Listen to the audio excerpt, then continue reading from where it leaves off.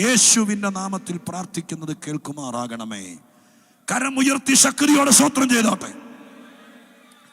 ഓരോ സെക്കൻഡിലും അത് സംഭവിക്കുമെന്നുള്ള പ്രതീക്ഷയോടെ കർത്തൃസന്നിധിയിലായിരിക്കുമ്പോൾ ഈ രാത്രിയിലെ തുടർന്നുള്ള സന്ദേശത്തിന് ആധാരമായി റോമാലേഖനത്തിൽ ഒരു വാക്യം വായിക്കാനാണ് കർത്താവിൽ ഞാൻ ശരണപ്പെടുന്നത്. സ്തോത്രം. റോമാലേഖനം 3-ാം അധ്യായം 9-ാം വാക്യം ഉച്ചഭാഷണിക്കൂടെ വായിച്ചു കേൾപ്പിക്കും. ദയവായിട്ട് വാക്യം നിങ്ങൾ ബൈബിൾ തുറന്ന് നോക്കുക.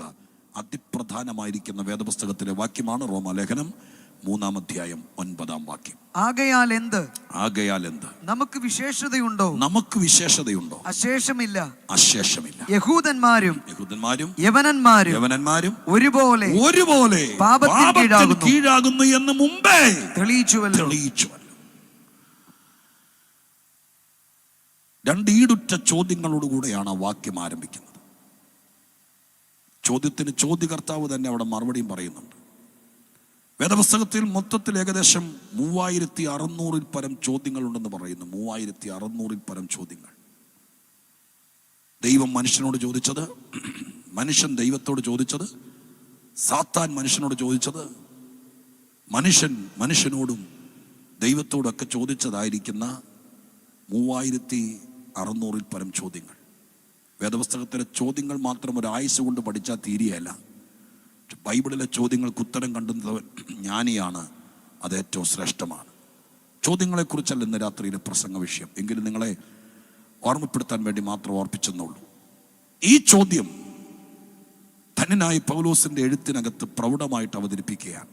ഈ ചോദ്യം ഇവിടെ ചോദിക്കാനുള്ള കാരണം ഈ ലേഖനത്തിന്റെ ഉള്ളടക്കമാണ്.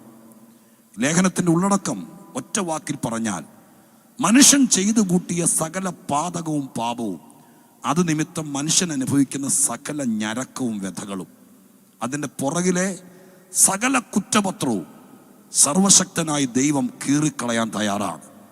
മനുഷ്യനെതിരെ ഉള്ള ചാർജ് ഷീറ്റുകൾ മുഴുവൻ ദൈവം ക്യാൻസൽ ചെയ്യുന്നു. അതിനൊറ്റ ഡിമാൻഡുള്ളൂ, തൻ്റെ പുത്രനെ കാൽവരി ക്രൂശിൽ കർത്താവ് തകർക്കാൻ വിട്ടുകൊടുത്തു.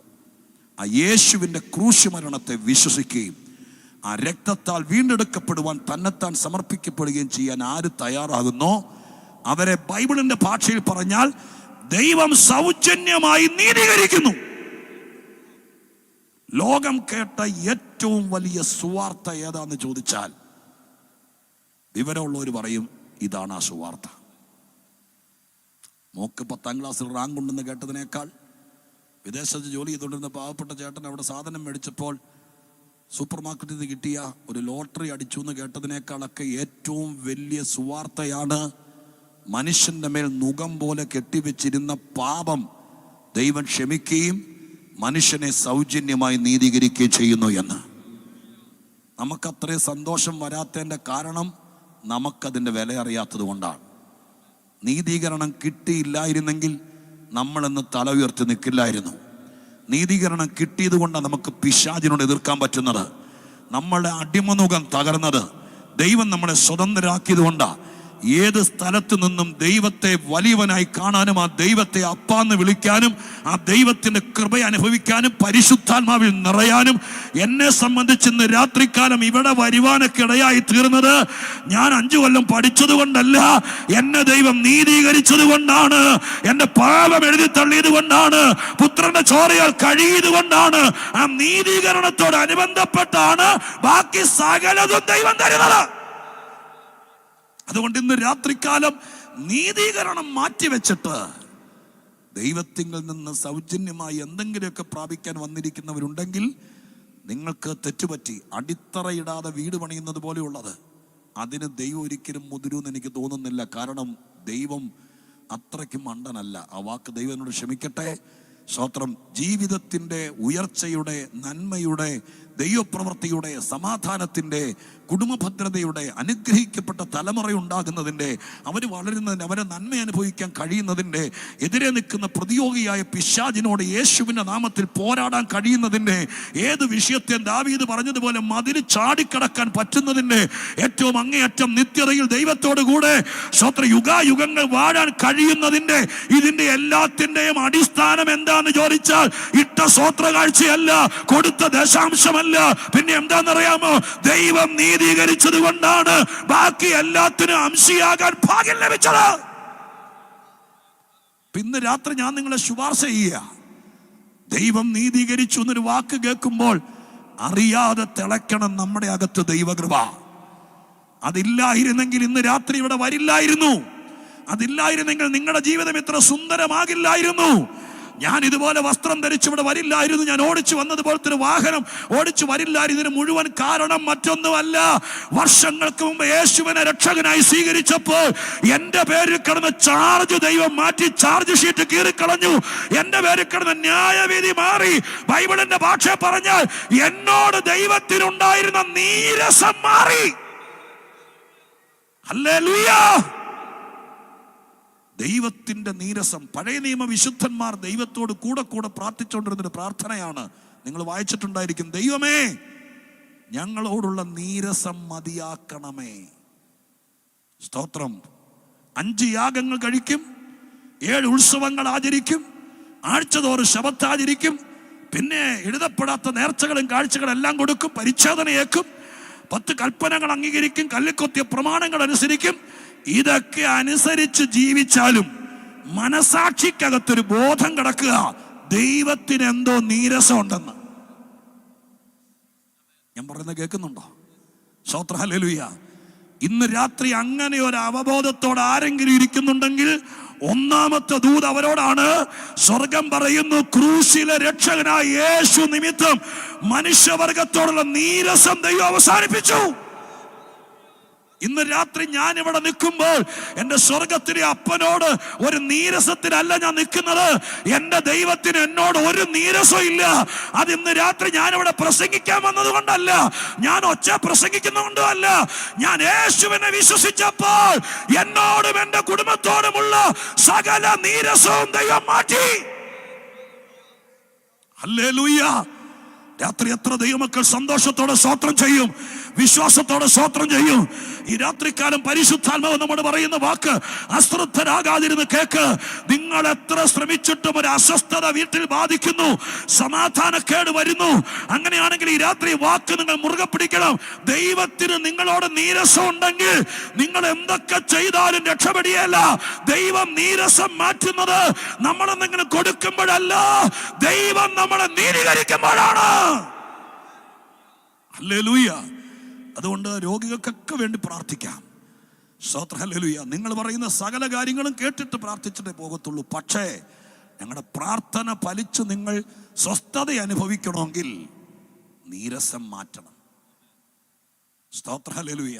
എബ്രായ ലേഖനത്തിന്റെ എഴുത്തുകാരൻ പുതിയ നിയമത്തിൽ സഭയ്ക്ക് മുന്നറിയിപ്പ് കൊടുക്കുമ്പോൾ ആ കാര്യം എടുത്തെഴുതി. 40 ആണ്ട് ആ തലമുറയോട് ദൈവത്തിന് നീരസം ഉണ്ടായിരുന്നു. സ്തോത്രം. ഹല്ലേലൂയ. 40 ആണ്ട് മന്ന കൊടുത്തു, മേഘത്തിന് തണല് കൊടുത്തു. ഇതൊക്കെ ശരിയാണ്. ഇതൊക്കെ കൊടുക്കുമ്പോഴും നീരസം ഉണ്ടായിരുന്നു. നീരസം ഉണ്ടെങ്കിൽ ഒരു നല്ല മലയാള വാക്കാത്. നിങ്ങൾ എന്നെ തുറച്ചു നോക്കുന്നു. നീരസം എന്ന് പറഞ്ഞ് മനസ്സിലായില്ലേ? ഇവിടെ കൊട്ടാരക്കര പറയാറില്ലേ, വേദവസത്തിന്റെ ഭാഷയാണ്. അറിയാം, പക്ഷെ മണ്ടം കളിക്കുമെന്ന് എനിക്ക് തോന്നുന്നേ. സ്തോത്രം. ഇതൊക്കെ അനുഭവിച്ചുകൊണ്ടിരിക്കുക. വാസന ശവത്തെ കുത്തല്ലേ എന്നാ പറയുന്നതെന്നാ മുഖത്തുനിന്ന് ഞാൻ വായിച്ചെടുക്കുന്നുണ്ട്. എൻ്റെ പ്രസംഗത്തിൽപ്പെട്ട കാര്യമല്ലത്. പക്ഷെ ദൈവം കറക്കിച്ചിട്ട് ഇവിടെ നിർത്തിയിരിക്കുക. ഹല്ലേലൂയ. എത്ര പാടിയാലും, ആരാധനാ കേന്ദ്രങ്ങൾ മാറി മാറി പോയാലും, എത്ര ധ്യാനം കൂടിയാലും തിരിച്ചു വരുമ്പോൾ ഒരു അസ്വസ്ഥത ഫീൽ ചെയ്യുന്നുണ്ടെങ്കിൽ, 1000 ഉപദേശിമാരുമായിട്ട് നിങ്ങൾക്ക് ചങ്ങാത്തവും കൂട്ടുകെട്ടുണ്ടെങ്കിലും ദൈവത്തോടുള്ള നീരസം മതിയാക്കിയില്ലെങ്കിൽ, അത് അവസാനിച്ചില്ലെങ്കിൽ സ്വസ്ഥതയോടെ ഉറങ്ങാൻ പറ്റില്ല. തിരിച്ചിന്ന് രാത്രി ഞാൻ തറപ്പിച്ചു പറയാം, നിങ്ങളെ ദൈവം സ്നേഹിക്കുന്നത് കൊണ്ട് എന്റെ യേശുവേ എന്ന് വിളിച്ച് അങ്ങയുടെ ചങ്കിലെ ചോരയാൽ സ്വർഗത്തിലെ അപ്പനോടൊരു വാക്ക് എനിക്ക് വേണ്ടി പറയണം. അവൻ പിതാവിന്റെ വലത്തുഭാഗത്ത് പക്ഷപാതം ചെയ്യാൻ ഇന്ന് രാത്രി ഞാൻ പ്രസംഗിക്കുമ്പോഴും നിൽക്കുന്നുണ്ട്. നിന്റെ പേര് പറഞ്ഞവൻ പക്ഷപാതം ചെയ്യും. ഒറ്റ ഡിമാൻഡ്, കാശ് കാണിച്ചാലൊന്നും ദൈവപുത്രൻ ഇണകത്തില്ല. ഒറ്റ വാക്ക്, ഞാൻ പാപിയാണ്, എന്നോട് ക്ഷമിക്കണം, എന്നോടുള്ള നീരസം ഇന്ന് രാത്രി മതിയാക്കണം എന്ന് പറഞ്ഞാൽ ആ ചോരയുടെ വിലയാൽ ദൈവം അത് മാറ്റിവെക്കും. ദൈവം അത് മാറ്റിവെക്കും. അതോടുകൂടി സ്വസ്ഥത വരും, സമാധാനം വരും, ദൈവത്തെ അപ്പാന്ന് വിളിക്കാനുള്ള പ്രാഗൽഭ്യം വരും. ആരുടെയും സഹായമില്ലാതെ ദൈവത്തിന്റെ വിശുദ്ധ മന്ദിരത്തിലേക്കുള്ള പ്രവേശനം ലഭിക്കും. ഇതൊക്കെ എബ്രായലേഖനത്തിനകത്ത് എഴുത്താ. സ്വത്രഹല ഇടനിലക്കാരില്ലാതെ മധ്യസ്ഥന്മാരില്ലാതെ ദൈവത്തിന്റെ സന്നിധിയിലേക്ക് കയറി ചെല്ലാൻ, അപ്പാ പിതാവേ എന്ന് വിളിക്കാൻ, കൃപാസനത്തിന്റെ അടുക്കലേക്ക് ചെല്ലാൻ അന്നത്തെ കാലത്ത് ആളുകൾക്ക് പേടിയായിരുന്നു. എന്നാൽ എബ്രായലേഖനം പഠിപ്പിക്കുന്നു, നീരസം മാറിയ ദൈവമക്കൾ അതിധൈര്യത്തോടെ കൃപാസനത്തിന്റെ അടുക്കലേക്ക് ചെല്ലാൻ. ഇന്ന് രാത്രി ദൈവം അത് ചെയ്യുക. ഒരു വലിയ ബന്ധം ദൈവം സ്ഥാപിക്കുക. ഒരു വലിയ ബന്ധം ആരുമായിട്ടാ? ഇവിടെ പ്രസംഗിക്കാൻ വന്ന ആളുകളുമായിട്ടല്ല, പാടാൻ വന്ന ആളുകളുമായിട്ടല്ല, മറിച്ച് ദൈവമായിട്ടൊരു വലിയ ബന്ധം. എത്ര ദൈവമക്കൾ ഇന്ന് രാത്രി പ്രാർത്ഥിച്ചുകൊണ്ടിരിക്കുന്നു, കർത്താവേ ഇവിടെ ചിലര് ദൈവമായിട്ടൊരു ഭയങ്കര ബന്ധം.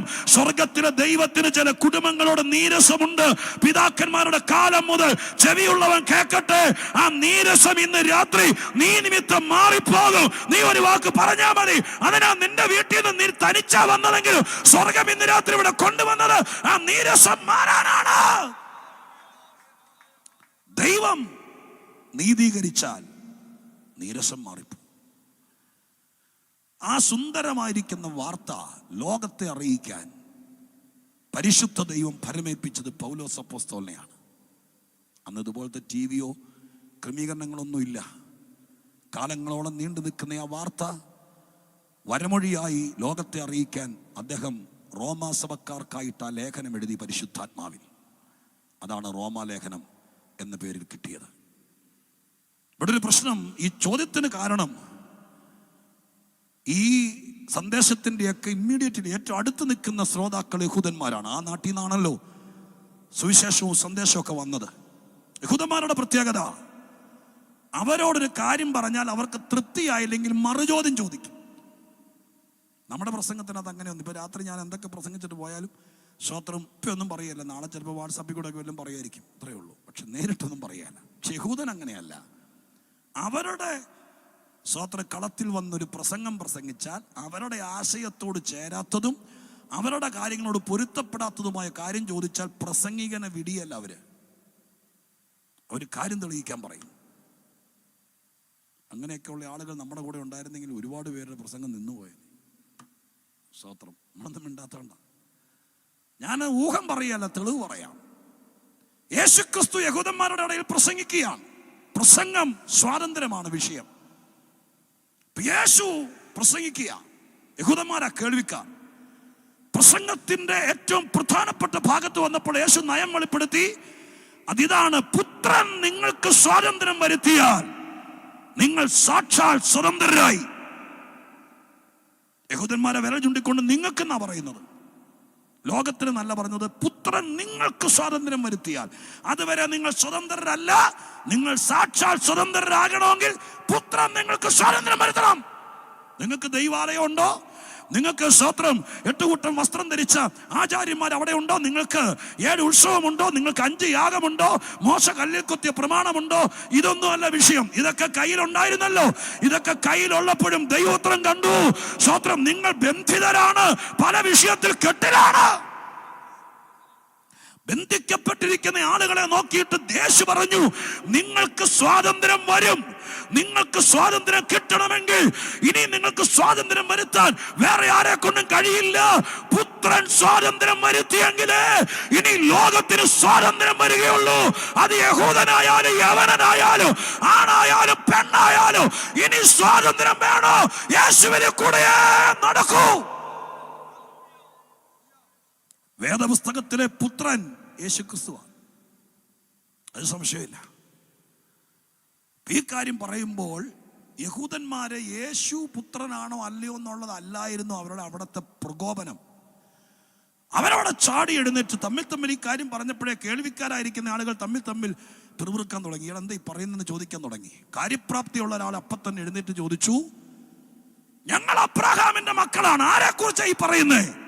ഞങ്ങൾ ആർക്കും അടിമകളല്ല. ഞങ്ങൾക്ക് ഈ പറയേണ്ട സ്വാതന്ത്ര്യത്തിന്റെ ആവശ്യമില്ല. ഞാനീ പറഞ്ഞത് യോഹന്നാന്റെ സുവിശേഷം 8-ാം അധ്യായത്തിൽ നിന്നാ. പിന്നെ വായിച്ചാൽ മതി, പേരുന്ന് വായിക്കണ്ട. അപ്പൊ അവിടെ ഈ കാര്യം എഴുതിയിട്ടുണ്ട്. അപ്പോ യഹൂദന്മാർ ഒരു കാര്യം എടുത്തിട്ടാൽ അതിന്റെ മറുചോദ്യം ചോദിക്കും. കാര്യം പറയാൻ പറയും, എന്തിനാന്ന് ചോദിക്കും. സ്തോത്രം. ആ ചോദ്യത്തിന് തൃപ്തികരമായ മറുപടി കൊടുക്കണം. ഇതറിയാവുന്ന ക്രിസ്തു ശിഷ്യനായിരിക്കുന്ന പൗലോസ് അതിഗംഭീരമായിരിക്കുന്ന വാർത്ത ദൈവം ഏൽപ്പിച്ചു. മനുഷ്യന് നീതീകരണം ആവശ്യമാണ്. അതിന് ചെലവൊന്നുമില്ല, ഒന്നും മുടക്കണ്ട. ക്രൂശിൽ യേശു ക്രിസ്തു യാഗമായിട്ടുണ്ട്. അവന്റെ ചങ്കിലെ അവസാന തുള്ളി ചോര വരെ താഴെ ഭൂമിയിലേക്ക് ഊറ്റി ഒഴിച്ചിട്ടുണ്ട്. യേശു ക്രിസ്തുവിന്റെ ചങ്കിലെ ചോരയാൽ കഴികൾ പ്രാപിക്കുന്നവൻ, ആ രക്തം മറുവരയായി കിട്ടുന്നവനെ ദൈവം സൗജന്യമായി നീതീകരിക്കുന്നു എന്ന് പറയുമ്പോൾ യഹൂദനെ പോലുള്ള ആളുകൾ പറയാൻ സാധ്യതയുണ്ട്, ഞങ്ങൾക്ക് അതിൻ്റെ ആവശ്യമില്ല, ഞങ്ങൾ ആരെയും ദ്രോഹിച്ചിട്ടില്ല, ഞങ്ങളുടെ മനസാക്ഷിക്കകത്ത് മനസാക്ഷിക്കുത്തില്ല, ഞങ്ങൾ നീതിബോധത്തോടെ ജീവിക്കുന്നവരാ, ഞങ്ങൾ ഇന്ന കാര്യങ്ങൾ ചെയ്യുന്നവരാണ് എന്നൊക്കെ എത്രയോ പ്രാവശ്യം അവർ യേശുവിനോട് പറഞ്ഞിട്ടുണ്ട്. ഞങ്ങൾ പതാരം കൊടുക്കുന്നവരാണ്, ഞങ്ങൾ 3 ദിവസം ഉപവസിക്കുന്നവരാണ്, എന്തൊക്കെ കാര്യം പറഞ്ഞിട്ടുണ്ട്. ഇത് പറയുമെന്നറിയാവുന്ന പൗലോസ് ചോദ്യം വരുന്നതിനേക്കാൾ പഴുതടച്ച് മറുപടി പറയുകയാണ്. അതിന് അദ്ദേഹം ആളുകളെ ബോധിപ്പിക്കാൻ വേണ്ടി എടുത്തിട്ട് ചോദ്യമാണ്. ആ ചോദ്യമാണ് നമ്മൾ കുറിവാക്യമായി വായിച്ചത്. ചോദ്യം ഇതാണ്: ആകയാൽ എന്ത് നമുക്ക് വിശേഷതയുണ്ടോ? ചോദ്യകർത്താവ് തന്നെ മറുപടി പറയുന്നു: അശേഷമില്ല, അശേഷമില്ല. ഇപ്പൊ ഇവിടെ ഒരു സംശയം ഉണ്ടാവും. റോമാസഭക്കാർക്ക് ലേഖനം എഴുതുന്നത് സഭയെക്കുറിച്ചും പൗലോസിനെ കുറിച്ചും ആണ് ഈ പറഞ്ഞിരിക്കുന്നത് എന്നൊരു തോന്നൽ പെട്ടെന്ന് വരും. നമുക്ക് എന്നെഴുതിയിരിക്കുന്നതുകൊണ്ട് ദൈവസഭയെ കുറിച്ചോ പൗലോസിനെ പോലത്തെ അപ്പോസ്തലനെ കുറിച്ചോ ദൈവമക്കളെ കുറിച്ചാണ് ഈ ചോദ്യമെങ്കിൽ ദൈവമക്കളോട് ചോദിക്കുക, സഭയോട് ചോദിക്കുക, ആകയാൽ എന്ത് നിങ്ങൾക്ക് വലിയ വിശേഷതയുണ്ടോ ചോദിച്ചാൽ ഒരു വിശേഷത ഇല്ലെന്ന് പറയുവാണെങ്കിൽ പിന്നെ ഈ പ്രസംഗിച്ചിട്ട് കഥയുണ്ടോ? നമ്മൾ നോട്ടീസ് അടിച്ചതും നമ്മൾ മൈക്ക് വെച്ച് കിട്ടിയതും വിശേഷത ഉണ്ടെന്ന് പറയാനാണ്. ഇവിടെ എങ്ങും ഒരു വിശേഷത ഇല്ലെന്ന് പറയാനാണെങ്കിൽ ഇത്ര മെനക്കെടേണ്ട കാര്യമുണ്ടോ? വിശേഷതയുണ്ടെന്ന് പറയാനാണ് സ്വർഗത്തിലെ ദൈവം ഈ മീഡിയകളൊക്കെ ഉപയോഗിക്കുന്നത്. അങ്ങനെയാണെങ്കിൽ പിന്നെ ആകയാൽ എന്ത് നമുക്ക് വല്ല വിശേഷതയുണ്ടോ അശേഷമില്ലെന്ന് പറഞ്ഞപ്പോൾ ആരെയാണ് ഉദ്ദേശിച്ചത്? ഇവിടെ പൗലോസ് സഭയെയോ ഒരു വിശ്വാസിയെയോ ഒരു അപ്പോസ്തലനെയോ ഒന്നുമല്ല ഉദ്ദേശിച്ചത്. പിന്നെ ആരെയാന്ന് പറയാം? ആഗോള വ്യാപകമായ സമസ്ത മനുഷ്യരെയും, യഹൂദനെയും യവനനെയും സകല സമൂഹത്തെയും ഒരുമിച്ച് കണ്ടുകൊണ്ട് മനുഷ്യവർഗത്തിന്റെ പ്രതിനിധിയായി നിന്നുകൊണ്ട് പൗലോസ് പറയുകയാണ്: മനുഷ്യന് വല്ല വിശേഷതയുണ്ടോ? സഭയ്ക്ക് വിശേഷത ഇല്ലെന്ന് പറഞ്ഞു വെച്ചാൽ പിന്നെ നാളെ മുതൽ ഞാൻ പ്രസംഗിക്കേണ്ട കാര്യമില്ല. സ്തോത്രം. അതിൻ്റെ വിശേഷതയെ ഞാൻ പറയാൻ പോകുന്നത്. അതുകൊണ്ട് സ്തോത്രം പറഞ്ഞ ദൈവകൃപയിൽ ഇരുന്നോളണം. ഇന്ന് രാത്രി നഷ്ടപ്പെട്ട വിശേഷത ദൈവം മടക്കി തരാൻ പോവാ. രാത്രിക്കാലൊരു ജീവിതം കിട്ടിയിട്ടും യാതൊരു വിശേഷത ഇല്ലാതെ പോയ ആരെങ്കിലും ഒക്കെ ഇവിടെ ഉണ്ടെങ്കിൽ, പെറ്റു വളർത്തിയ മക്കളെ കൊണ്ട് യാതൊരു വിശേഷത ഇല്ലാത്ത രീതിയിൽ ശത്രുക്കളെ പോലെ തിരിഞ്ഞു നിൽക്കാൻ പിശാച് അവരെ പ്രേരിപ്പിക്കുന്നെങ്കിൽ ഇന്ന് രാത്രി 9 മണിക്കുള്ളിൽ സ്വർഗം അതിന്റെ കടച്ചീട്ട് കീറും. അതിന്റെ ദൂതമായിട്ട് സ്വർഗം എന്നെ ഇവിടെ നിർത്തിയിരിക്കുന്നത്. എനിക്ക് ആ കാര്യത്തിൽ ഉറപ്പുണ്ട്. ദൈവത്തിന്റെ സദൃശത്തിന് സ്വരൂപത്തിന് സൃഷ്ടിച്ച മനുഷ്യന്റെ വിശേഷത നശിപ്പിച്ചിട്ട് അവനെ പാപം കളിപ്പിക്കുന്ന പിശാചിനോട് ഇന്ന് രാത്രി ദൈവത്തിന് സന്ധിയില്ലാത്ത പോരാട്ടമുണ്ട്. അതിന് കൂട്ടു നിൽക്കുന്ന ആരെങ്കിലും ഈ രാത്രി എന്റെ കൂടെ ഉണ്ടെങ്കിൽ അവരുടെ വിശേഷത മടങ്ങി വരാൻ പോകുകയാ. ഇന്ന് രാത്രി മരവിച്ചിരിക്കണ്ട. സ്വർഗം ഈ രാത്രി മടങ്ങി പോകുന്നത് ബഹുവിശേഷതയോടുകൂടിയേ വിടുകയുള്ളൂ. ഹല്ലേലൂയ. മനുഷ്യന്റെ പ്രതിനിധിയായി നിന്നുകൊണ്ട് ചോദിക്കുന്നു, ആകയാൽ എന്താ? വാക്ക് അങ്ങനെ പറഞ്ഞെങ്ങനെ നിങ്ങൾക്ക് പിടികിട്ടുള്ളൂ. മനുഷ്യർക്ക് എന്തെങ്കിലും വിശേഷതയുണ്ടോ? അദ്ദേഹം തന്നെ പറയുന്നു, അശേഷമില്ല. അങ്ങനെ പറഞ്ഞാലും പ്രശ്നമാവില്ല. കാരണം ഒരു വിശേഷത ഇല്ലാതെയാണോ മനുഷ്യനെ ദൈവം സൃഷ്ടിച്ചത്? ചുമ്മാ സ്വർഗത്തിലിരുന്ന് ബോറടിച്ചപ്പോൾ താണഭൂമിയിൽ ഇറങ്ങി വന്ന് പിള്ളേര് മണ്ണപ്പം ഉണ്ടാക്കിയതുപോലെ ചുമ്മാ കർത്താവ് തമാശനുണ്ടാക്കി അതിലെ ഊതി ഇപ്പൊ ചാടിപ്പടച്ച് എഴുന്നേറ്റ് വന്നതാണോ മനുഷ്യൻ? നിങ്ങളുടെ ഇരിപ്പ് കണ്ടിട്ട് എനിക്ക് അങ്ങനെ തോന്നുന്നു. കാരണം വെറുതെ പിള്ളേര് മണ്ണപ്പം ഉണ്ടായി അങ്ങനെ ഊതിയിപ്പ് വന്നതാ ഞാനെന്നൊരു തോന്നൽ. അങ്ങനെയാണോ? അങ്ങനെ തോന്നിയിരിക്കരുത്. വേദപുസ്തകം പഠിപ്പിക്കുന്നു, ദൈവ സൃഷ്ടിയുടെ മാസ്റ്റർ പീസാണ് മനുഷ്യൻ. നമ്മൾ രക്ഷപ്പെടാൻ കൂടുതൽ സംഭവമൊന്നും വേണ്ട. ഈ കാര്യം ഞാൻ ആരാന്ന് എനിക്ക് ബോധ്യപ്പെട്ടിട്ട് എൻ്റെ പദവിയിൽ ഉറച്ചു നിന്നാൽ ഒരുമാതിരിപ്പെട്ട കറങ്ങുന്ന പിശാചുക്കളൊന്നും നിന്റെ കൂടാരത്തിൽ വരാൻ സാധ്യതയില്ല. ഇന്ന് രാത്രികാലം നീ നിന്നെ തിരിച്ചറിയണം. അബദ്ധത്തിൽ വന്നുപോയ ഒരു കൈപ്പഴയല്ല നമ്മള്. സ്വർഗത്തിൽ നിന്ന് ഇറങ്ങി വരുമ്പോൾ ദൈവം അവിടെ നിന്ന് പ്ലാൻ ചെയ്താ വരുന്നത്. എഴുതിയിരിക്കുന്നത് ഇങ്ങനെയാണ്: വാ, നമുക്ക് നമ്മുടെ സദൃശ്യത്തിനും സ്വരൂപത്തിലും മനുഷ്യനെ ഉണ്ടാക്കാം എന്ന് പറഞ്ഞുകൊണ്ട് കരുതിക്കൂട്ടിയാ വന്നത്. ഇന്ന് ഉച്ച കഴിഞ്ഞപ്പോ മുതലേ എൻ്റെ ചങ്കിനകത്ത് പെടപെടാന്ന് ഇടിച്ചുകൊണ്ടിരിക്കുക. കാരണം വൈകുന്നേരം എനിക്കിവിടെ പ്രസംഗിക്കണം. ഞാൻ തിരുവനന്തപുരത്തേക്ക് പോയ വഴിക്ക് എൻ്റെ വണ്ടിക്ക് കൈമാണിച്ച് ബോസ് പാസ് കയറി പ്രസംഗിച്ചിട്ട് പോകാൻ വന്ന് കയറി പുൾപ്പിറ്റ് നിൽക്കുന്നവനല്ല ഞാൻ എൻ്റെ വീട്ടിൽ നിന്ന് വൈകുന്നേരം വണ്ടി എടുത്തതേ പ്രസംഗിക്കാനാ. പോയ വഴിക്ക് ഇവിടെ കയറിയതല്ല, കൊട്ടാരക്കരയ്ക്ക് പോയ വഴിക്ക് ഇവിടെ നിന്നതല്ല, ഇന്ന് വരേണ്ട ആള് വരാത്തോണ്ട് നിന്നതല്ല. ദിവസങ്ങൾക്ക് മുമ്പേ ഞങ്ങൾ പ്ലാൻ ചെയ്തത് ബോസ് പാസ്റ്ററിന്റെ വീട്ടിൽ വന്ന് പറഞ്ഞത്. അതിന്റെ വെളിച്ചത്തിൽ അന്ന് മുതൽ പ്രാർത്ഥിക്കുന്നത്. ഇന്നിവിടെ വരാനും വരുമ്പോഴുള്ള ദൂതും അതുപോലെ ഇത് മാസ്റ്റർ പ്ലാൻ ആണ് ദൈവത്തിന്റെ. സ്തോത്രം. അതുപോലെ ദൈവം നമ്പരെ ചുമ്മാ കറങ്ങാൻ ഇറങ്ങിയപ്പോ കല്ലെടുത്തെറിഞ്ഞുണ്ടായതല്ല മനുഷ്യൻ. യേശുവിന്റെ നാമത്തിൽ ഇന്ന് രാത്രി ഈ കൂട്ടരോട് പ്രതിബദ്ധതയുള്ളവർ ഇവിടെ ഉണ്ടെങ്കിൽ അതിനെതിരെ ചിന്തിക്കുന്ന പൈശാചിക കേന്ദ്രത്തോട് ഇന്ന് രാത്രി ആത്മാവിൽ പറ, പോടാ പിശാചേ, എന്റെ ദൈവം മനഃപൂർവ്വമായി പ്ലാൻ ചെയ്തുണ്ടാക്കിയതാ എന്നെ. രണ്ട് മക്കളെ തന്നിട്ടുണ്ടെങ്കിൽ ദൈവത്തിന്റെ മാസ്റ്റർ പ്ലാനാണ് എന്റെ രണ്ട് മക്കള്. അതിന്റെ വിശേഷത കളയാൻ പഠിക്കുന്ന കാലം മുതൽ 8ാം ക്ലാസ് വരെ ഒരു കുഴപ്പമില്ലായിരുന്നു, 10 വരെ കുഴപ്പമില്ലായിരുന്നു, ബാംഗ്ലൂർ പഠിക്കാൻ വിടുന്നത് വരെ കുഴപ്പമില്ലായിരുന്നു. അവിടെ ചെന്നപ്പോ മുതൽ വിശേഷത ഊറ്റിക്കളഞ്ഞിട്ട് നിനക്ക് കണ്ണീര് സമ്മാനിക്കാൻ സാത്താൻ പ്ലാൻ ചെയ്തിട്ടുണ്ടെങ്കിൽ ഇന്ന് രാത്രി യേശുവിന്റെ നാമത്തിൽ നിന്റെ കുടുംബത്തിൽ ഓരണത്തെ പോലും വിശേഷത ഇല്ലാതാക്കാൻ എന്റെ ദൈവം സമ്മതിക്കത്തില്ല. അതിനൊന്ന് രാത്രി കൂട്ടു നിൽക്കരുത്. ആത്മാവിൽ പ്രാർത്ഥിച്ചോ, അത് തന്നെ പ്രാപിച്ചോ. ഷമാന ഹന്തര റിഗൽ കനാദിയാന. ഇല്ലാത്ത രോഗമെല്ലാം ശരീരത്തിൽ അടിച്ചു കയറ്റി ആകപ്പാടെ സ്വത്രം മധ്യവയസ്സിന് മുമ്പേ വയസ്സനായി ജീവിതം തകർത്തിരിക്കുന്ന ചില പോരാട്ടങ്ങൾ ഇന്ന് രാത്രി യേശുവിന്റെ നാമത്തിൽ ഇവിടെ വ്യാപരിക്കുന്ന ദൈവശക്തി എത്ര പേര് തിരിച്ചറിയുന്നുണ്ട്? നിന്നെ വിശേഷതയുള്ളതാക്കാൻ സ്വർഗത്തിൽ നിറങ്ങി വന്നിരിക്കുന്ന ദൈവത്തിന്റെ പരിശുദ്ധാത്മാവ് ഇതിനകത്ത് ചിറകടിച്ച് പറന്നിറങ്ങുന്നുണ്ട്. ആരുടെ മേലാണോ അത് പതിയുന്നത്? ഈ രാത്രിക്കാലം പ്രതീക്ഷയുള്ള, വിശ്വാസമുള്ള, ആത്മഭാരമുള്ള, അത്യാർത്തിയുള്ള ദൈവമക്കളുടെ ആത്മാവ് ഇറങ്ങി വന്ന് സ്വർഗം ഇന്ന് രാത്രി തെളിയിക്കും. എന്നിട്ട് ഇന്ന് രാത്രി ഞാൻ പോകുള്ളൂ. അതിന് ദൈവാത്മാവ് ഇതിനകത്ത് ഭയങ്കര കൃപ പകരുന്നുണ്ട്. Hallelujah, hallelujah. വേദപുസ്തകം നമ്മോട് പറയുന്നു, അത്ഭുതവും അതിശയവുമായി അഥവാ അതിശ്രേഷ്ഠമായ വിശേഷതകളുമായി ദൈവം സൃഷ്ടിച്ചതാണ് മനുഷ്യനെ. പക്ഷെ റോമാലേഖനത്തിൽ നീതീകരണ വിഷയം എഴുതുമ്പോൾ പൗലോസ് പറയുന്നു, മനുഷ്യന്റെ വിശേഷതകൾ മുഴുവൻ പോയി. സ്തോത്രം. ചിലപ്പോൾ ബുദ്ധിമാന്മാർ സമ്മതിക്കത്തില്ലായിരിക്കും, വിശേഷത ഒന്നും ഇല്ലാത്തതുകൊണ്ടാണ് ശാസ്ത്രം ഇത്രയും വളർന്നത്. കാളവണ്ടി യുഗത്തിൽ നിന്ന് ആരംഭിച്ച് ഇത്രയും സൂപ്പർസോണിക് യുഗത്തിലേക്ക് എത്തിച്ചേർന്നത് വിശേഷതയില്ലാത്തത് കൊണ്ടാണ്. തക്ക സംഭവം ശരിയാണ്. പക്ഷെ എന്താ വിശേഷതയുടെ പ്രത്യേകത എന്താണെന്നറിയാമോ? എന്തെങ്കിലുമൊക്കെ ചെയ്യുന്നത് കൊണ്ടല്ല. നിങ്ങളൊരു പശുവിനെ മേടിച്ചു 50,000 രൂപയ്ക്ക്. പൈസ കൊടുത്ത് മേടിച്ചപ്പോൾ 10 ലിറ്റർ പാല് കറക്കുമെന്ന് പറഞ്ഞാൽ മേടിച്ചത്. പശു നന്നായിട്ട് പരിസരം മറന്ന് തിന്നുന്നുണ്ട്, വെള്ളം കുടിക്കുന്നുണ്ട്. പക്ഷേ വയറ് നിറച്ച് പുല്ല് തിന്നുകൊണ്ടോ വയറ് നിറച്ച് വെള്ളം കുടിച്ചുകൊണ്ടോ വിശേഷതയാവുമോ? വിശേഷതയാകണമെങ്കിൽ പാലിങ് വരണം. ഇപ്പോഴാണ് നമ്മൾ വിശേഷത എന്ന് പറയുള്ളൂ. സ്തോത്രം. മനസ്സിലാവുന്നോ? ഇപ്പൊ സ്തോത്ര ഹല്ലേലൂയ. ഒരു വർഷം കൊണ്ട് 400 കിലോ ചിക്കനും കുറെ ബിരിയാണിയും തിന്നുകൊണ്ട് വിശേഷതയാവൂല.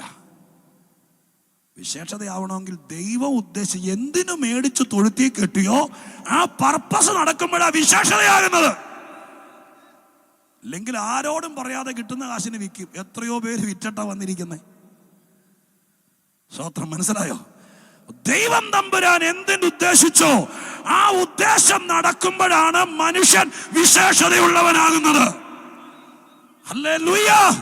അതല്ലാതെ വിശേഷതയുള്ളവനാക്കി മാറ്റാൻ എന്തൊക്കെ പരിപാടി ശരീരത്തിലോ അതിനകത്തോ പുറത്തോ ചെയ്താലും സ്വർഗത്തിലെ ദൈവത്തിന് ദാസൻ എന്ന നിലയ്ക്ക് ഞാൻ ആത്മാവിൽ പറയുന്നു, നിന്നെ വിശേഷിപ്പിക്കുന്നത് ഈ കാണുന്നത് ഒന്നുമല്ല. നീ മാർക്കറ്റിൽ നിന്ന് കാശ് കൊടുത്ത് മേടിച്ച് നിന്നെ തന്നെ വാരിപ്പുണരുന്നത് ഒന്നുമല്ല. നിന്നെ വിശേഷിപ്പിക്കുന്നത് ദൈവത്തിന്റെ കൃപകളാണ്. അത് നഷ്ടപ്പെട്ടാൽ ഏത് മനുഷ്യനും ഒരു ശ്വാസമത്ര ഒരു വിശേഷത ഇല്ലാതെയാകും. ഈ പവർ വിഷനിലൊക്കെ വന്ന് ഞങ്ങൾ പ്രാർത്ഥിക്കാൻ തുടങ്ങിയതിന് ശേഷം നിങ്ങൾക്ക് സഹോദരന്മാർക്ക് എല്ലാവർക്കും അറിയാം. എത്രയോ പേര് ഇപ്പോൾ ഇവിടെ ഉപവാസ പ്രാർത്ഥന നടക്കുക. പാലക്കാനോടെ പോയിട്ട് വന്ന് എത്രയോ ആളുകൾ അവിടെ കേട്ടത് ഇവിടെ കേട്ടത് അവിടെ പറയും. പക്ഷെ നിങ്ങളുള്ള സ്നേഹം കൊണ്ട് പറയുക കേട്ടോ. ശ്രോത്രാലിൽ എത്രയോ ആളുകൾ എല്ലാം ഉണ്ട്. പക്ഷെ അവർ വന്ന് പറയുന്നത് കൊണ്ട് ഞങ്ങൾ ഗ്രഹിക്കുന്നത് എല്ലാ വിശേഷതയും പോയിട്ട് അവസാനം കരഞ്ഞ് അവിടെ വരുന്നത്. ഈ പറയുന്നവർക്ക് ബാംഗ്ലൂർ വീടുണ്ട്, സ്വത്രം തിരുവനന്തപുരത്ത് ഫ്ലാറ്റ് ഉണ്ട്, ഇടുക്കി ജില്ലയിൽ ഏലത്തോട്ടമുണ്ട്, നാട്ടിൽ സ്വത്ര സൗകര്യങ്ങളുണ്ട്, വന്ന കാറ് വലുതാണ്. പക്ഷെ മുഖത്ത് നോക്കിയാൽ അറിയാം വിശേഷതയില്ല. ഞാൻ ഇന്ന് രാത്രി സത്യം പറയുന്നു, ഈ അവസാന രാത്രി. അതുകൊണ്ട് ഏതെങ്കിലും ഒരു പഴുതിലൂടെ സൂചിക്കകത്തൂടെ നൂല് കയറ്റി വിടാൻ പറ്റുന്ന ഒരു ചെറിയ പഴുത് കിട്ടിയാൽ അതിലൂടെ നിങ്ങളെ രക്ഷിക്കാനുള്ള ദൂത് നിങ്ങളുടെ ഹൃദയത്തിനകത്ത് ഇട്ടു തന്നിട്ട് പോകാനാണ് ഞാനിതൊക്കെ പറയുന്നത്. അതുകൊണ്ട് ആരെയും കുറ്റം പറയുകയല്ല, പഴിചാരുകയല്ല. നിനക്ക് തോന്നാൻ തുടങ്ങിയോ നിന്റെ വിശേഷത നഷ്ടപ്പെടുകയാണെന്ന് ആരോടും പറയാതെ മനസ്താപപ്പെട്ട് നടക്കുന്നെങ്കിൽ ഈ രാത്രി നിങ്ങളുടെ രാത്രിയാണ്. നിന്റെ വിശേഷത ദൈവം മടക്കി തന്ന ഉള്ളൂ. അത് കിട്ടിയത് കൊണ്ടാണ് ഞങ്ങൾ സന്തോഷിക്കുന്നത്. 10 പേർക്കോട് കിട്ടട്ടെ എന്നോർത്തോണ്ടാ കർത്തൃദാസിന് യോഗം വെച്ചത് എന്ന് രാത്രി ഞാൻ തറപ്പിച്ച് പറയുന്നു. ഹല്ലേലൂയ.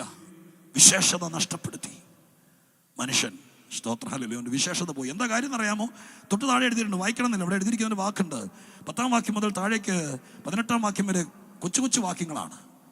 ഗുരുഗുരാന്ന് എഴുതിയിരിക്കുക. അതിനകത്ത് എഴുതിയിരിക്കുന്ന നോക്കിയ ഒരു 9 കൂട്ടം കാര്യങ്ങളെങ്കിലും വീട്ടിൽ പോയി നോക്കണം. കർത്തൃദാസന്മാരെങ്കിലും ഇപ്പം ഇരുന്ന് എണ്ണരുത്. ഇപ്പം ഇരുന്ന് എണ്ണിക്കഴിഞ്ഞാൽ നിങ്ങൾക്ക് എണ്ണിയാലും ഒക്കെയല്ല, പ്രസംഗം ഒക്കെയല്ല. രണ്ടും പോകാതിരിക്കണമെങ്കിൽ നിങ്ങളിപ്പോൾ എന്നെ ശ്രദ്ധിക്കുക. എന്നിട്ട് സ്വത്രം താഴേക്ക് എഴുതിയിരിക്കുന്ന ഇൻവെർട്ടഡ് കോമയ്ക്കകത്ത് കിടക്കുന്ന അതിനകത്തൊരു 9 കൂട്ടം കാര്യമുണ്ട്. പിന്നെ നോക്കി അതിനകത്ത് ഒരു കൂട്ടം ഞാൻ പറയാം. അവിടെ എഴുതിയിരിക്കുന്നത് എങ്ങനെയാണ്? എല്ലാവരും വഴിതെറ്റി ഒരുപോലെ കൊള്ളരുതാത്തവരായി തീർന്നു. പച്ച മലയാളമാണ്, പഴയ മലയാളമാണ്. കൊള്ളരുതാത്തവനായി തീർന്നു. സ്തോത്രം. ഇപ്പം അങ്ങനത്തെ ഭാഷയൊന്നും ആളുകൾ ഉപയോഗിക്കാറില്ല ആധുനിക കാലത്ത്. ആരെങ്കിലും കയറി കൊള്ളരുതാത്തവനെന്ന് വിളിച്ചാൽ സ്തോത്രം. പണ്ട് എൻ്റെ വെല്ലുമിച്ച് എന്നെ ഒത്തിരി വിളിച്ചിട്ടുണ്ട്. ഇപ്പം ആരെങ്കിലും വിളിക്കും വിഷമം, അന്ന് അമ്മച്ചി വിളിക്കും വിഷമം തോന്നാറില്ല. പക്ഷെ ഇപ്പോൾ ഭാഷ മാറിയൊന്നു. ഇപ്പം ആരും കയറി കൊള്ളരുതാത്തവനെന്ന് പറയുകയല്ല. പക്ഷെ ആ വാക്കൊരു പഴയ മലയാളമാണ്. ഇംഗ്ലീഷ് ബൈബിളിലാണ് നിങ്ങളുടെ വാക്യം വായിക്കുന്നതെങ്കിൽ ചില വേർഷൻ അതിന് പറയുന്നത് ഇങ്ങനെയാണ്: അൺപ്രോഫിറ്റബിൾ. സ്തോത്രം. കൊള്ളരുതാത്തവൻ എന്നുള്ളതിനെ കുറിച്ച് കുറച്ചുകൂടെ ആ ഭാഷയെക്കുറിച്ചൊരു വലിയ അറിവൊന്നും വേണ്ട, ഒരു അല്പ അറിവുണ്ടെങ്കിൽ നമുക്ക് കുറച്ചുകൂടെ ഡെപ്ത് കിട്ടും. ആ വാക്ക് ഇതാണ്, അൺപ്രോഫിറ്റബിൾ എന്ന് പറഞ്ഞൊരു ബിസിനസ് ടെർമിനോളജിയാണ്. പ്രോഫിറ്റ്, ലാഭമില്ലാത്തവനായി മാറി. ഗൗരവം മനസ്സിലാവുന്നു. ജീവിച്ചിരുന്നോണ്ട് ഒരു ലാഭമില്ല. ആ തോന്നൽ അതികലശമാകുമ്പോൾ ആത്മഹത്യ ചെയ്യാൻ തോന്നുന്നത്. എന്തെങ്കിലും ലാഭം ഉണ്ടാകും എന്ന് തോന്നുന്നവനാണ് 10 രൂപ പലിശയ്ക്ക് കാശെടുത്തിട്ടാണെങ്കിലും ഒരു കച്ചവടം തുടങ്ങാൻ പോകുന്നവൻ എന്തെങ്കിലും ലാഭം ഉണ്ടാവുമെന്ന് വിചാരിക്കുന്നവനാണ്. അതും പൊട്ടിക്കഴിയുമ്പോഴാണ് ഒരു ലാഭവും ഇല്ല, ഞാൻ ജീവിച്ചിരുന്നുകൊണ്ട് ആർക്കും ഗുണമില്ലെന്ന് തോന്നുമ്പോഴാണ് ആരോടും പറയാതെ എന്തെങ്കിലും ചെയ്തു പോകുന്നത്. ഇന്ന് രാത്രി പലവട്ടം മനസ്സിലൂടെ മിന്നായം പോലെ എന്തെങ്കിലും ചെയ്യും. ഞാൻ ഇല്ലാതെ പിടിച്ചു നിൽക്കാൻ പറ്റത്തില്ല, ഞാനൊരു പരാജയമാണ് എന്ന് മനസ്സിൽ തോന്നി ആരെങ്കിലും എന്നെ കേൾക്കുന്നുണ്ടെങ്കിൽ ഇന്ന് രാത്രി ഞാൻ ആത്മാവിൽ പറയുന്നു, ഈ ദൂതിന്റെ അവസാനം വരെ നിങ്ങൾ പിടിച്ചു നിൽക്കണം. മയങ്ങരുത്. നിങ്ങളെ അസ്വസ്ഥരാക്കാൻ എന്തെല്ലാം ശ്രമം നടത്തിയാലും നിങ്ങളതിന് വശംവദരാകരുത്. നിങ്ങളെ വഴിയോരത്ത് വല്ലതും നിന്ന് കേൾക്കുവാണെങ്കിൽ ഇവിടെ കസേരയുണ്ട്. ദയവായി നിങ്ങൾക്ക് വേണ്ടി ദൈവം പറയുക, നിങ്ങൾ അരുത്, അതിന് നിങ്ങൾ പോകരുത്. നിങ്ങളെ വിശേഷപ്പെടുത്തുന്ന മാർഗം എവിടെയുണ്ട്? അതുകൊണ്ടാണ് ഞാൻ ആദ്യം പറഞ്ഞത്, നിങ്ങൾക്ക് മുമ്പിലെ മറ കെട്ടിയിരിക്കുക. സ്വർഗം ഈ രാത്രിയെ മറ കീറാനാണ് നിങ്ങളെ ഇവിടെ വിളിച്ചു കൊണ്ടുവന്നത് ദൈവം. അതുകൊണ്ട് ദൈവദാസന്മാർ എന്ന നിലയ്ക്ക് ഈ പ്ലാറ്റ്ഫോമിൽ നിന്ന് ഞങ്ങൾ വിളിച്ചു പറയുന്ന, അരുത്. വിശേഷത നഷ്ടപ്പെട്ടു എന്ന് തോന്നുമ്പോൾ കടുങ്കൈ ചെയ്യരുത്. സ്തോത്രം. അൺപ്രോഫിറ്റബിളായി മനുഷ്യൻ. അതിന് വേദപുസ്തകത്തിൽ 4 വാക്യങ്ങൾ 4 മേഖലയിലൂടെ പറഞ്ഞിട്ടുണ്ട്. അതൊന്നും ഈ രാത്രി പ്രസംഗത്തിൽ പറയാൻ ഉദ്ദേശിച്ചതല്ല. പക്ഷെ ഭയങ്കര സ്നേഹം ദൈവത്തിന് നിങ്ങളോടുണ്ട്. അതുകൊണ്ട് എൻ്റെ മനസ്സിലില്ലായിരുന്ന കാര്യം പോലും ദൈവമായ കർത്താവ് ഇങ്ങനെ പേജ് മറച്ചു തരുന്ന പോലെ തന്നുകൊണ്ടിരിക്കുക. സ്തോത്രം. ഹല്ലേലൂയ. 3-4 വാക്യം വായിക്കാൻ വേണ്ടി എഴുതി കൊടുത്തിട്ടുണ്ട്. എല്ലാം വായിക്കാൻ പറ്റുമെന്ന് അറിയില്ല. മണി ഇപ്പം തന്നെ 9 അതിൻ്റെ പേരിൽ ക്ഷമിച്ചേക്കുക. സ്തോത്രം. അത്രയും നിവർത്തിയുള്ളൂ. വരുന്നിടത്ത് വെച്ച് കയറി പിടിക്കുക. ആ ദൂത് നിങ്ങൾക്ക് തരിക. വേദപുസ്തകത്തിനകത്ത് ഇരുട്ടെന്നൊരു വാക്കുകൊണ്ട് ബൈബിൾ വലിയ കാര്യങ്ങളെ വിശദീകരിക്കുന്നുണ്ട്. ഇരുട്ടും വെളിച്ചവും ബൈബിളിൻ്റെ ഏറ്റവും പ്രധാനപ്പെട്ട 2 സബ്ജക്റ്റുകളാണ്. ഇരുട്ട് എന്ന വാക്ക് എവിടെയൊക്കെ വരുന്നു അവിടെയെല്ലാം പൈശാചികമായിരിക്കുന്ന വ്യാപാരത്തെ ചിത്രീകരിക്കുന്നതാണ്. അന്ധകാരത്തിൻ്റെയും ഇരുട്ടിൻ്റെയും ശക്തി ആ വാക്ക് തന്നെ നമുക്കറിയാം.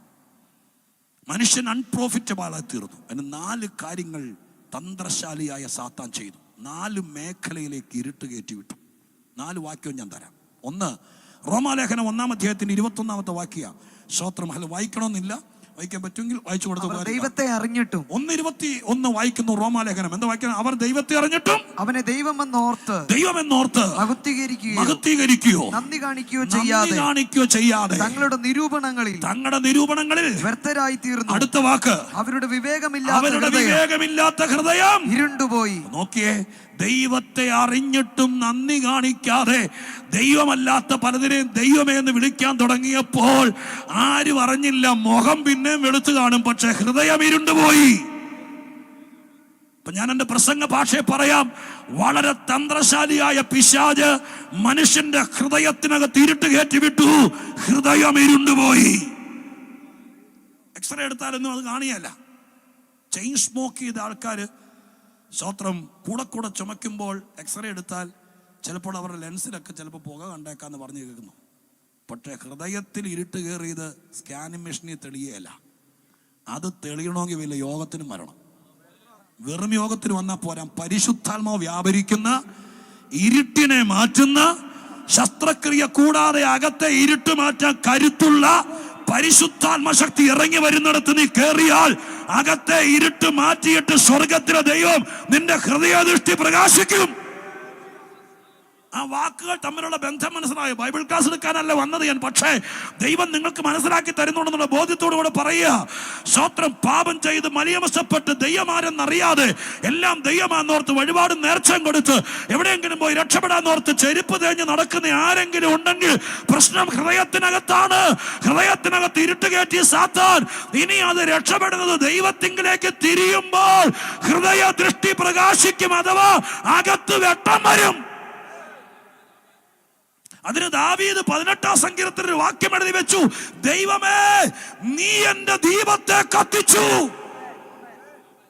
എന്റെ അർത്ഥം എന്താ? വൈകുന്നേരം ഇപ്പൊ വീട്ടിൽ വന്ന് വിളക്ക് കത്തിച്ച ദൈവമാണെന്നാണോ? അല്ല, ആത്മീക ഭാഷയാണ്. സ്തോത്രം. ഹല്ലേലൂയ. അയാൾ പറയുന്നു, പാട്ടുകാരനായി യഹൂദ കുടുംബത്തിൽ ജനിച്ച ദൈവത്തിന് പരിചയമുള്ള വീടായിരുന്നു ഇശായിയുടെ കുടുംബം. ദാവീദിന്റെ അമ്മയെ കുറിച്ച് നിങ്ങൾക്കറിയോ? പേര് പറഞ്ഞിട്ടില്ല. പക്ഷേ ദാവീദ് പലപ്പോഴും ദൈവത്തിന്റെ സന്നിധി ചെന്ന് പ്രാർത്ഥിക്കുമ്പോൾ തന്നെത്താൻ ഇൻട്രൊഡ്യൂസ് ചെയ്യുക. ദൈവത്തോട് പറയാറുള്ളൊരു വാക്കെന്നാന്നറിയാമോ? ദൈവമേ, ഞാൻ നിന്റെ ദാസനും നിന്റെ ദാസിയുടെ മകനുമാണ്. അതിനർത്ഥം എന്താ?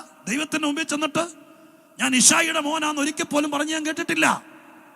ചെളി എന്ന് പറയുന്ന ദൈവമേ, ഏതെങ്കിലും വെട്ടിപ്പോയി ചാടിയിട്ട് പിടിവിറ്റാത്ത നിലവാരത്തിൽ പോയിട്ട് അവിടെ ചെന്ന് കരയുമ്പോൾ അദ്ദേഹം ദൈവത്തോട് കരയുന്നത് ഞാൻ പാട്ടുകാരനെന്നല്ല, ഞാൻ രാജാവാന്നല്ല, ഞാൻ ഗോലിയാത്തിനെ കൊന്നവനാന്നല്ല. പിന്നെ എന്താ പറയുന്നത്? നിന്റെ ദാസിയുടെ മോനാണ് ഞാൻ, എന്നോട് കരുണ കാണിക്കണം. അങ്ങനെ കുറെ അമ്മമാര് കൊട്ടാരക്കര ഉണ്ടായിരുന്നെങ്കിൽ തലമുറകൾ എവിടെയെങ്കിലും പോയി കിടന്ന് പഴുതില്ലാതെ വഴിയടയുമ്പോൾ അവര് പറയും, എന്റെ അമ്മ ഭക്തയായിരുന്നു, എന്റെ അമ്മയുടെ കണ്ണീർ എന്റെ ഉച്ചിന്തലയിൽ വീണിട്ടുണ്ട്, എന്റെ അമ്മയുടെ പ്രാർത്ഥന എന്റെ മേ കിടക്കുന്നുണ്ട്, ഞാൻ നിന്റെ ദാസിയുടെ മോനാന്ന് പറയാൻ ഇന്ന് രാത്രി സ്വർഗത്തിലെ സന്നിധിയിൽ ഒരു ഡിപ്പോസിറ്റ് ഇട്ടിട്ട് പോകാൻ ഏതെങ്കിലും അമ്മമാർക്ക് പറ്റുമെങ്കിൽ ഉള്ള സമയം പാഴാക്കാതെ നിങ്ങൾ കരഞ്ഞാൽ നിങ്ങളുടെ മക്കള് വല്ല കാനഡയിലോ ന്യൂസിലാൻഡിലോ ഇരുന്ന് കരയുമ്പോൾ അവര് പറഞ്ഞോളൂ, എന്റെ അമ്മച്ചി കരയുന്ന അമ്മയായിരുന്നു.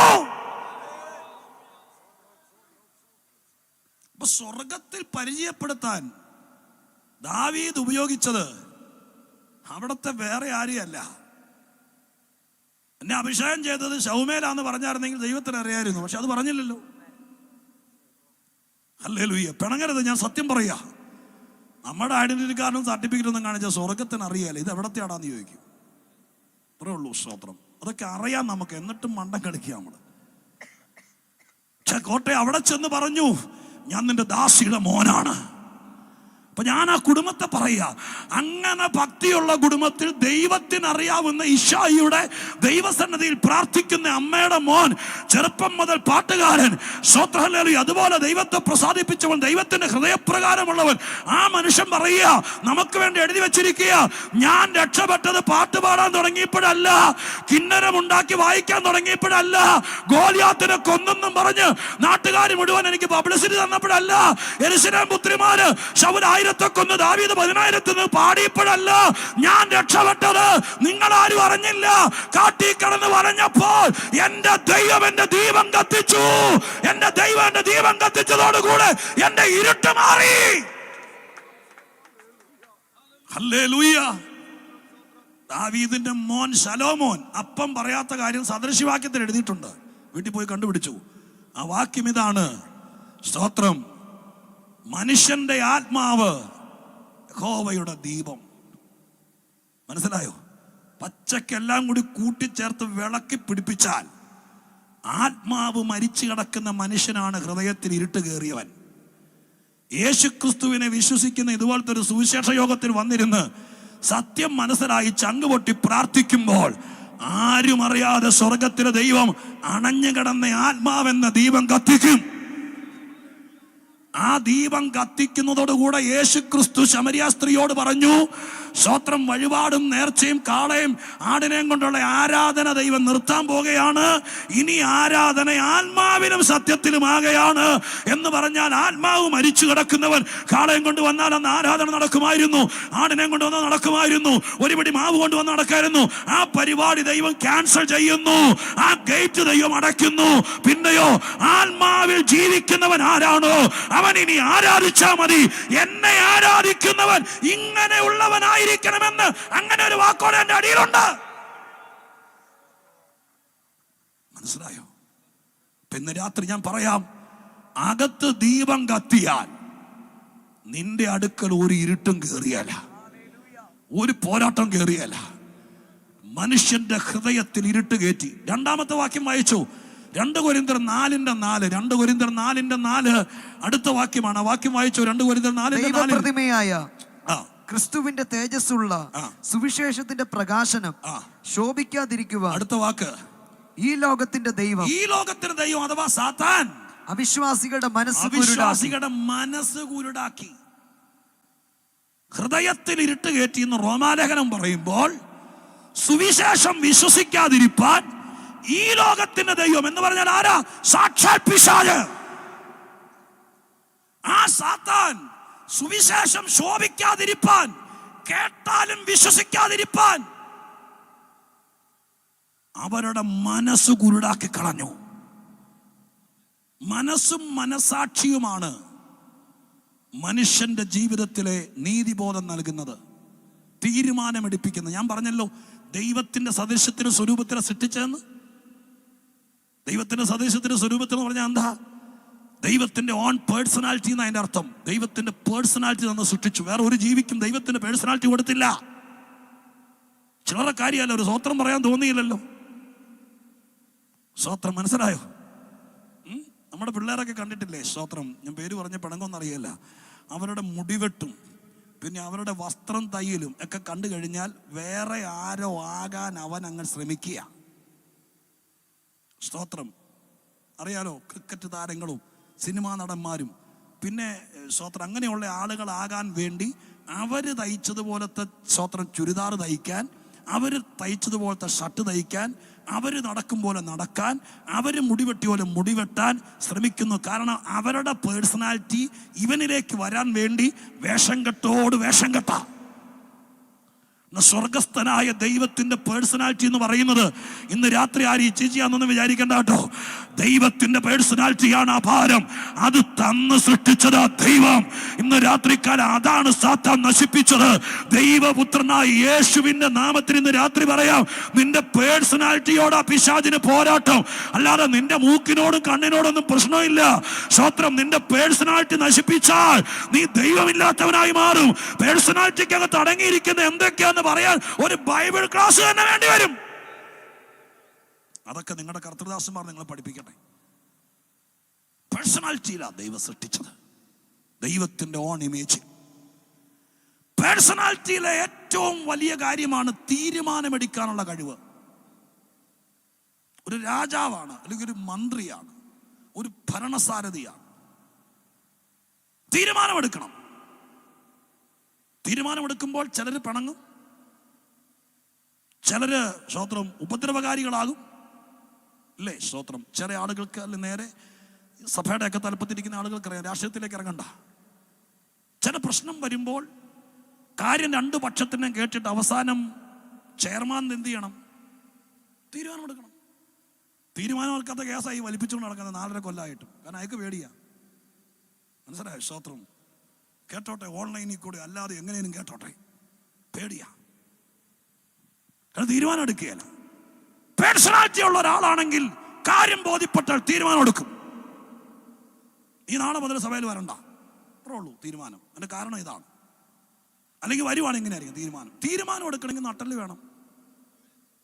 അത് ദൈവം ഒരു തീരുമാനം എടുത്ത തീരുമാനമാണ്. പേഴ്സണാലിറ്റിയിലെ ഏറ്റവും പ്രധാനപ്പെട്ട ഒരു കാര്യം മാത്രം പറയുന്നത് തീരുമാനം എടുക്കാനുള്ള കഴിവാണ്. അത് നമ്മുടെ മനസാക്ഷിയും മനസ്സുമാണ് നമ്മൾ സപ്പോർട്ട് ചെയ്യുന്നത്. മനസ്സിൽ ഇരുട്ട് കയറ്റിയാൽ 1000 യോഗത്തിൽ വന്നിരുന്ന് കൈയടിച്ച് സ്വത്രാഴ്ച ഇട്ടാലും തീരുമാനം എടുക്കുകയില്ല. അയ്യോ, ഇവള് പ്രസംഗം തുടങ്ങിയപ്പോ എന്തോ നല്ല രീതിയിലാണ് തുടങ്ങി. സ്വത്രം കുത്തി കുത്തി മുറത്തേക്ക് കയറി കൊത്താൻ തുടങ്ങി. നിങ്ങളെല്ലാം ഈ എന്നാ തോന്നുന്നേ എന്നെല്ലാം നിങ്ങളുടെ മുഖത്തുനിന്ന് എനിക്ക് മനസ്സിലാക്കാൻ കഴിയുന്നുണ്ട്. ഞാനല്ല പ്രസംഗിക്കുന്നേ, എൻ്റെ പ്രസംഗത്തിൻ്റെ ഭാഗ്യമൊക്കെ അദ്ദേഹത്തിൻ്റെ കയ്യിൽ വേറെ ഇരിക്കുന്നു. ഇന്ന് രാത്രി സ്വർഗം പറയുന്നു, നിന്നെ തീരുമാനമെടുപ്പിക്കാതെ കറക്കിക്കൊണ്ട് നടക്കുന്ന, മനസ്സിൽ ഇരുട്ട് കയറ്റി വിട്ട് ഭയം വിതച്ച് എന്തൊക്കെയോ ആകാശം ഇടിഞ്ഞ് വീഴുന്നുള്ള തോന്നൽ നിന്റെ അകത്ത് തന്ന് നിന്നെ നീറി നീറി ചാവാൻ പ്രേരിപ്പിക്കുന്ന ഇരുട്ടിന്റെ ശക്തിയോട് ഇന്ന് രാത്രി പരിശുദ്ധാത്മാവ് ഇതിനകത്ത് വന്ന് സമരം ചെയ്യുക. അതിന്ന് രാത്രി തിരിച്ചറിയുന്ന ദൈവമക്കളുടെ ഒറ്റ വാക്കുമതി. ഞാൻ ചിലരോട് നേരിട്ട് ഫേസ് ടു ഫേസ് സംസാരിക്കുക. എനിക്കൊരാൾക്കൂട്ടം ഫീൽ ചെയ്യുന്നില്ല ഇവിടെ. അങ്ങനത്തെ ഒരു പ്രസംഗം അല്ല ഇത്. തുടങ്ങിയത് അങ്ങനെ ആയിരുന്നു. പക്ഷേ ഇന്ന് രാത്രികാലം ഞാൻ ഇപ്പോൾ സംസാരിക്കുന്നത് പേഴ്സണലി വ്യക്തികളോട്. ആരൊക്കെ ഇതിനകത്ത് ഇരിക്കുന്നുണ്ട്, നീ രക്ഷപ്പെടാനുള്ള വഴി ഞാൻ പറഞ്ഞു തരികയോ. ഒറ്റ നിന്നെ കൊണ്ട് തീരുമാനമെടുപ്പിക്കാതിരിക്കാൻ നിന്നെ ഭീഷണിപ്പെടുത്തി പേടിപ്പിച്ച് നിന്നെ മൂടുവിരിയിട്ട് മൂടി മേശക്കീഴിൽ ഒതുക്കി വെച്ചിരിക്കുന്ന പോലെ പേടിപ്പിച്ച് നിർത്തിയിരിക്കുന്ന ആ ശക്തിയോട് ഇന്ന് രാത്രികാലം ഞങ്ങൾ അഭിഷേകമുള്ളവർ ഒന്നിച്ചു പറയുന്നു, യേശുവിന്റെ നാമത്തിൽ മാറിപ്പോകാൻ. ജനം തീരുമാനമെടുക്കട്ടെ. പിശാചേ മാറിപ്പോ. റബ്ബനാ ഹദാരാ ശന്ദന റികൽ ഖനാദിയാന. ഹല്ലേലൂയ, ഹല്ലേലൂയ, ഹല്ലേലൂയ. ഇന്ന് രാത്രി ഞാൻ വീണ്ടും പറയുന്നു, ഇന്ന് രാത്രി ഞാൻ ഇങ്ങനെ പാസ്റ്ററായത്, ഞാനൊരു തീരുമാനമെടുത്തു. പാപമില്ല, ലോകം വേണ്ട, പാപം വേണ്ട, എനിക്കിന്ന് ദൈവം മതി എന്നൊരു തീരുമാനമെടുത്തു. സ്വർഗം അത് കുറിച്ചു വെച്ചു. അന്ന് മുതൽ തന്നെ പരിശുദ്ധാത്മാവിനെ എനിക്ക് തന്നു, അസാധാരണ കൃപ എനിക്ക് തന്നു. ദൈവത്തിനറിയാം എന്റെ തീരുമാനത്തിൽ എന്നെ നിലനിർത്താതിരിക്കാൻ ഈ ലോകത്തിന്റെ ശക്തികൾ അടരാടുമെന്ന്, ഞാൻ വീഴുമെന്ന് തോന്നിയപ്പോഴെല്ലാം സ്വർഗത്തിന്റെ കൃപ എനിക്ക് തന്നു, അവന്റെ ആത്മാവിനെ എനിക്ക് തന്നു. അതുകൊണ്ട് ഇന്ന് രാത്രി ആരെയെങ്കിലും ഭയപ്പെടുന്നവരുണ്ടെങ്കിൽ ഈ രാത്രി തീരുമാനമെടുത്തവർക്ക് അസാധാരണ കൃപ തന്ന് എന്റെ ദൈവം നിവരെ നിർത്തുമെന്ന് പരിശുദ്ധാത്മാവ് ചിലരെ തൊട്ട് പറയാ. Hallelujah, hallelujah. സ്തോത്രം ചെയ്യുന്നു. സുവിശേഷ വേലയ്ക്ക് വിളിയുണ്ടെങ്കിൽ ബ്രദറെ ഇന്ന് രാത്രി തീരുമാനിക്കണം. ഇനി ലാബോറട്ടറി കൊണ്ടുപോയി കൊറോണ പരിശോധിക്കുന്ന പോലെ അടുത്ത പ്രവാചകന്റെ അടുക്ക് പോയി എനിക്ക് വിളിയുണ്ടോന്ന് ടെസ്റ്റ് ചെയ്യാൻ ഇനി നാണോ ഇല്ലേ? നിനക്കറിയാം സംഭവം നിന്റെ മേലുണ്ടെന്ന്. ഇനി വേണ്ടത് തീരുമാനമാണ്. നീ ആ തീരുമാനം എടുക്കുന്നത് വരെ സ്വസ്ഥത വരികയല്ല. ഇന്ന് രാത്രിക്കാലം തീരുമാനമെടുത്താൽ അന്ന് മുതൽ കൃപ വ്യാപരിക്കാൻ തുടങ്ങും. ഹല്ലേലൂയ. നിനക്ക് ദൈവം തരുന്ന ശുശ്രൂഷ നിന്നേക്കാൾ വലിയ ശുശ്രൂഷയാണ്. ആരൊക്കെ ഇതിനകത്ത് ഇരിക്കുന്നുണ്ട്? ദൈവം പറയുന്നു, നിനക്ക് ദൈവം തരുന്ന വിളി നിന്നേക്കാൾ വലിയ വിളിയാ. ദൈവത്തിനറിയാം നിന്നേക്കാൾ വലിയ കട്ടിയോടാ നീ പോരാടേണ്ടത്. നിന്നെ കൊണ്ട് ഒക്കത്തില്ലെന്നറിയാം. അതിന് സ്വർഗം എന്ത് ചെയ്യുന്നറിയാമോ? അവന്റെ കൃപ നിനക്ക് ടൺ കണക്കിന് കണക്കാക്കാൻ കഴിയാതെ വന്നു ദൈവത്തിന്റെ കൃപ തന്നുകൊണ്ടിരിക്കും. ഇന്ന് രാത്രികാലം തീരുമാനമെടുത്താൽ ഹല്ലേലൂയ. മനസ്സിൽ ഇരുട്ട് കയറിയാൽ തീരുമാനം എടുക്കാൻ പറ്റിയാൽ. ഇവിടെ ഇരിക്കുമ്പോഴൊക്കെ ഓക്കെ, പുറത്തേക്ക് ഇറങ്ങുമ്പോൾ ഇരുട്ട്, പിന്നെ ബ്ലാങ്കാണ്, പിന്നെ അയ്യോ ആശങ്കയാണ്, പിള്ളേരുടെ കാര്യം എന്താവും, ആരെങ്കിലും അറിഞ്ഞാൽ എന്താവും, പ്രശ്നം. ഇന്ന് രാത്രി സ്വർഗം പഴുതടയ്ക്കുന്നു, മൂന്നാമത്തെ രാത്രി. ഇനി ഇതുപോലത്തെ ഒരവസരം കിട്ടുമെന്ന് എനിക്കറിയില്ല. പരിശുദ്ധാത്മാവ് ഈ രാത്രി പറയുന്നു, മനസ്സുകൊണ്ട് ദൈവമേ, ഞാൻ എത്രയോ കാലങ്ങൾക്ക് മുമ്പ് അങ്ങടെ മോനാകാൻ എൻ്റെ മനസ്സുകൊണ്ട് സമ്മതം. പക്ഷെ എന്നെ കൊണ്ട് പറ്റുന്നില്ലായിരുന്നു നേരെ നിൽക്കാൻ. ഇന്ന് രാത്രി ഞാൻ സമ്മതിക്കുകയാണ് എന്ന് പറഞ്ഞാൽ എൻ്റെ ദൈവം കൈവിടുകയല്ല. സ്വർഗത്തിലെ ദൈവം അത്ഭുതം ചെയ്യും, ദൈവം പ്രവർത്തിക്കും. മനസ്സാക്ഷിയും മനസ്സും. സ്തോത്രം, ഹല്ലേലൂയ. മനസ്സ്, അതിനകത്താണ് ഇതെല്ലാം കയറി നിൽക്കുന്നത്. വേദപുസ്തക വ്യാഖ്യാന ശാസ്ത്രം അനുസരിച്ച് മനസ്സ് കോടതിയും മനസ്സാക്ഷി ജഡ്ജിയുമാണ്. അതുകൊണ്ടാണ് നമുക്ക് തന്നെ ന്യായം വിധിക്കാൻ ഉണ്ട്. കർത്തൃമേശയുടെ ഭാഗത്തേക്ക് എഴുതിയിരിക്കുന്നത് തന്നെത്താൻ ശോധന ചെയ്യണം. മനസ്സാക്ഷി കുറ്റം വിധിക്കുന്നില്ലെങ്കിൽ ആകാം. അപ്പൊ അതൊക്കെ നമ്മുടെ അകത്ത് ദൈവം ഫിറ്റ് ചെയ്ത് വിട്ടിരിക്കുക. പക്ഷെ സാത്താൻ അറിയാം, മനസ്സാക്ഷി സജീവമാണെങ്കിൽ നീ തീരുമാനമെടുക്കും, നീ ദൈവത്തെ സേവിക്കും, നീ കൽപ്പന അനുസരിക്കും. മനസ്സാക്ഷിക്കകത്ത് ഇരുട്ട് കയറ്റിയാൽ നീ പുകമറയ്ക്കകത്തായി. പിന്നെ എങ്ങനെ ചോദിച്ചുകൊണ്ടിരിക്കും, ഫാസ്റ്ററായി അത് ശരിയാണോ? ഇപ്പൊ യൂട്യൂബിൽ വന്നതോ? യൂട്യൂബിൽ വന്നോ നിനക്ക് തന്നെ ഇരുട്ട് കയറുമ്പോ ഇതൊക്കെ തോന്നലുണ്ടാവും. സ്തോത്രം. ഇന്ന് രാത്രി യേശു പറയുന്നു, മനസ്സാക്ഷിയിലെ ഇരുട്ട് ദൈവം തുടച്ചോണ്ടിരിക്കുക. സമ്മതിക്കുന്നവരുടെ ഉള്ളു ദൈവം കഴുകിക്കൊണ്ടിരിക്കുക. രണ്ടാമത്തത്, ആദ്യത്തത് ഹൃദയത്തിൽ ഇരുട്ട് കയറി, രണ്ടാമത്തത് സ്തോത്രം മനസ്സിലിരുട്ട് കയറി, മൂന്നാമത്തത് എഫേസ്യ ലേഖനം 4-ാം അധ്യായത്തിന്റെ 17-18 വാക്യങ്ങൾ വായിച്ചു നോക്കുമ്പോൾ അടുത്ത മേഖല ഗംഭീരമായി സാത്താൻ ചെയ്ത അടുത്ത മേഖല നിങ്ങൾ അറിയാതെ പോകരുത്. 4-ാം അധ്യായം 17-18 വാക്യങ്ങൾ എഫേസ്യ ലേഖനം വായിച്ചു. ആകയാൽ ഞാൻ കർത്താവിൽ സാക്ഷീകരിച്ച് പറയുന്നത് എന്തെന്നാൽ, ജാതികൾ തങ്ങളുടെ വ്യർത്ഥബുദ്ധി അനുസരിച്ച് നടക്കുന്നത് പോലെ നിങ്ങൾ ഇനി നടക്കരുത്. അവർ അന്ധബുദ്ധികളായി അജ്ഞാനം നിമിത്തം. മതി, സ്തോത്രം. ഒറ്റ പദവും കിട്ടിയാൽ മതി. വായിച്ചു പോകുമ്പോഴൊക്കെ നമ്മളെ കൊണ്ട് ശ്രദ്ധയെ പോലും പെടുത്തിക്കാതിരിക്കാൻ വായിക്കുമ്പോൾ പോലും എനിക്ക് തോന്നിയിട്ടുണ്ട് സാത്താൻ അടുത്ത് വന്നിരിക്കുന്നു. സ്തോത്രം. കാരണം ആ വാക്കങ്ങ് സ്കിപ്പ് ചെയ്തു പോകും. പക്ഷെ ആ വാക്ക് കണ്ടോ, അന്ധബുദ്ധി. 2 വാക്കുകളുടെ സംയോജനമാണ് അന്ധത പ്ലസ് ബുദ്ധി. മന്ദബുദ്ധി വേറെ, നമ്മൾ പാവങ്ങൾ. ഇന്ന് രാത്രി അവരെ വെറുതെ വിടുന്നു. പക്ഷെ ഇവരെ പിടിച്ചേ പറ്റൂ. ഏതാ അന്ധബുദ്ധി? അതിനർത്ഥം ഇംഗ്ലീഷിലാണെങ്കിൽ അവരുടെ understanding darkened to the understanding എന്ന് കൊടുത്തിരിക്കുന്ന അവരുടെ ബുദ്ധി മനസ്സിലാക്കുന്ന മേഖലയാണ്. അതാണ് അണ്ടർസ്റ്റാൻഡിങ്. തമ്മിൽ മനസ്സിലാക്കുന്നത്. 2 കക്ഷികൾ തമ്മിൽ മിസ്അണ്ടർസ്റ്റാൻഡിങ് എന്ന് പറയില്ലേ നമ്മൾ? എന്താ കാര്യം? എന്താ അവർ തമ്മിൽ പ്രശ്നം? മിസ്അണ്ടർസ്റ്റാൻഡിങ് എന്ന് പറഞ്ഞാൽ തലയൂര. കാരണം എന്താ? ആളുകളെ തമ്മിൽ മനസ്സിലാക്കാനുള്ള കഴിവാണ് ദൈവം ആ മേഖലയെ വെച്ചിരിക്കുന്നത്. അതിനകത്ത് ഇരുട്ട് കയറ്റിയാൽ വീട്ടിൽ എന്നും പ്രശ്നം. ചുമ്മാ തോന്നുവാണ് നമുക്ക്, കാരണം ഇരുട്ടല്ലേ. പതുക്കെ നിലാവുള്ള രാത്രി പണ്ട്, ഇപ്പം പ്രശ്നമൊന്നുമല്ല. ഇപ്പം രാത്രിയൊന്നും നമ്മൾ അറിയുന്നില്ലല്ലോ.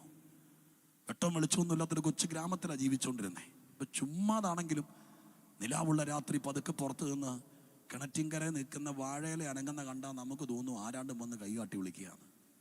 എത്രയോ പ്രാവശ്യം പേടിച്ച് അമ്മയെ വിളിച്ച് കരഞ്ഞിട്ടുണ്ട്. തോന്നലുകളായതെല്ലാം. ഞാൻ നിങ്ങളോട് സത്യം പറയാം, വിശ്വസിച്ചാലും ഇല്ലെങ്കിലും. ഈ പ്രാർത്ഥനാ വിഷയത്തിനകത്തൊക്കെ വരുന്ന എല്ലാം എന്ന് പറയുന്നില്ല, ഒരുമാതിരിപ്പെട്ട കൂടോത്രമൊക്കെ ഈ തോന്നല. ചുമ്മാ അങ്ങ് തോന്നും അടുത്ത വീട്ടുകാർ ഇങ്ങോട്ട് മുട്ട എറിഞ്ഞെന്ന്. അത് തോന്നിപ്പിക്കുകയാണ്.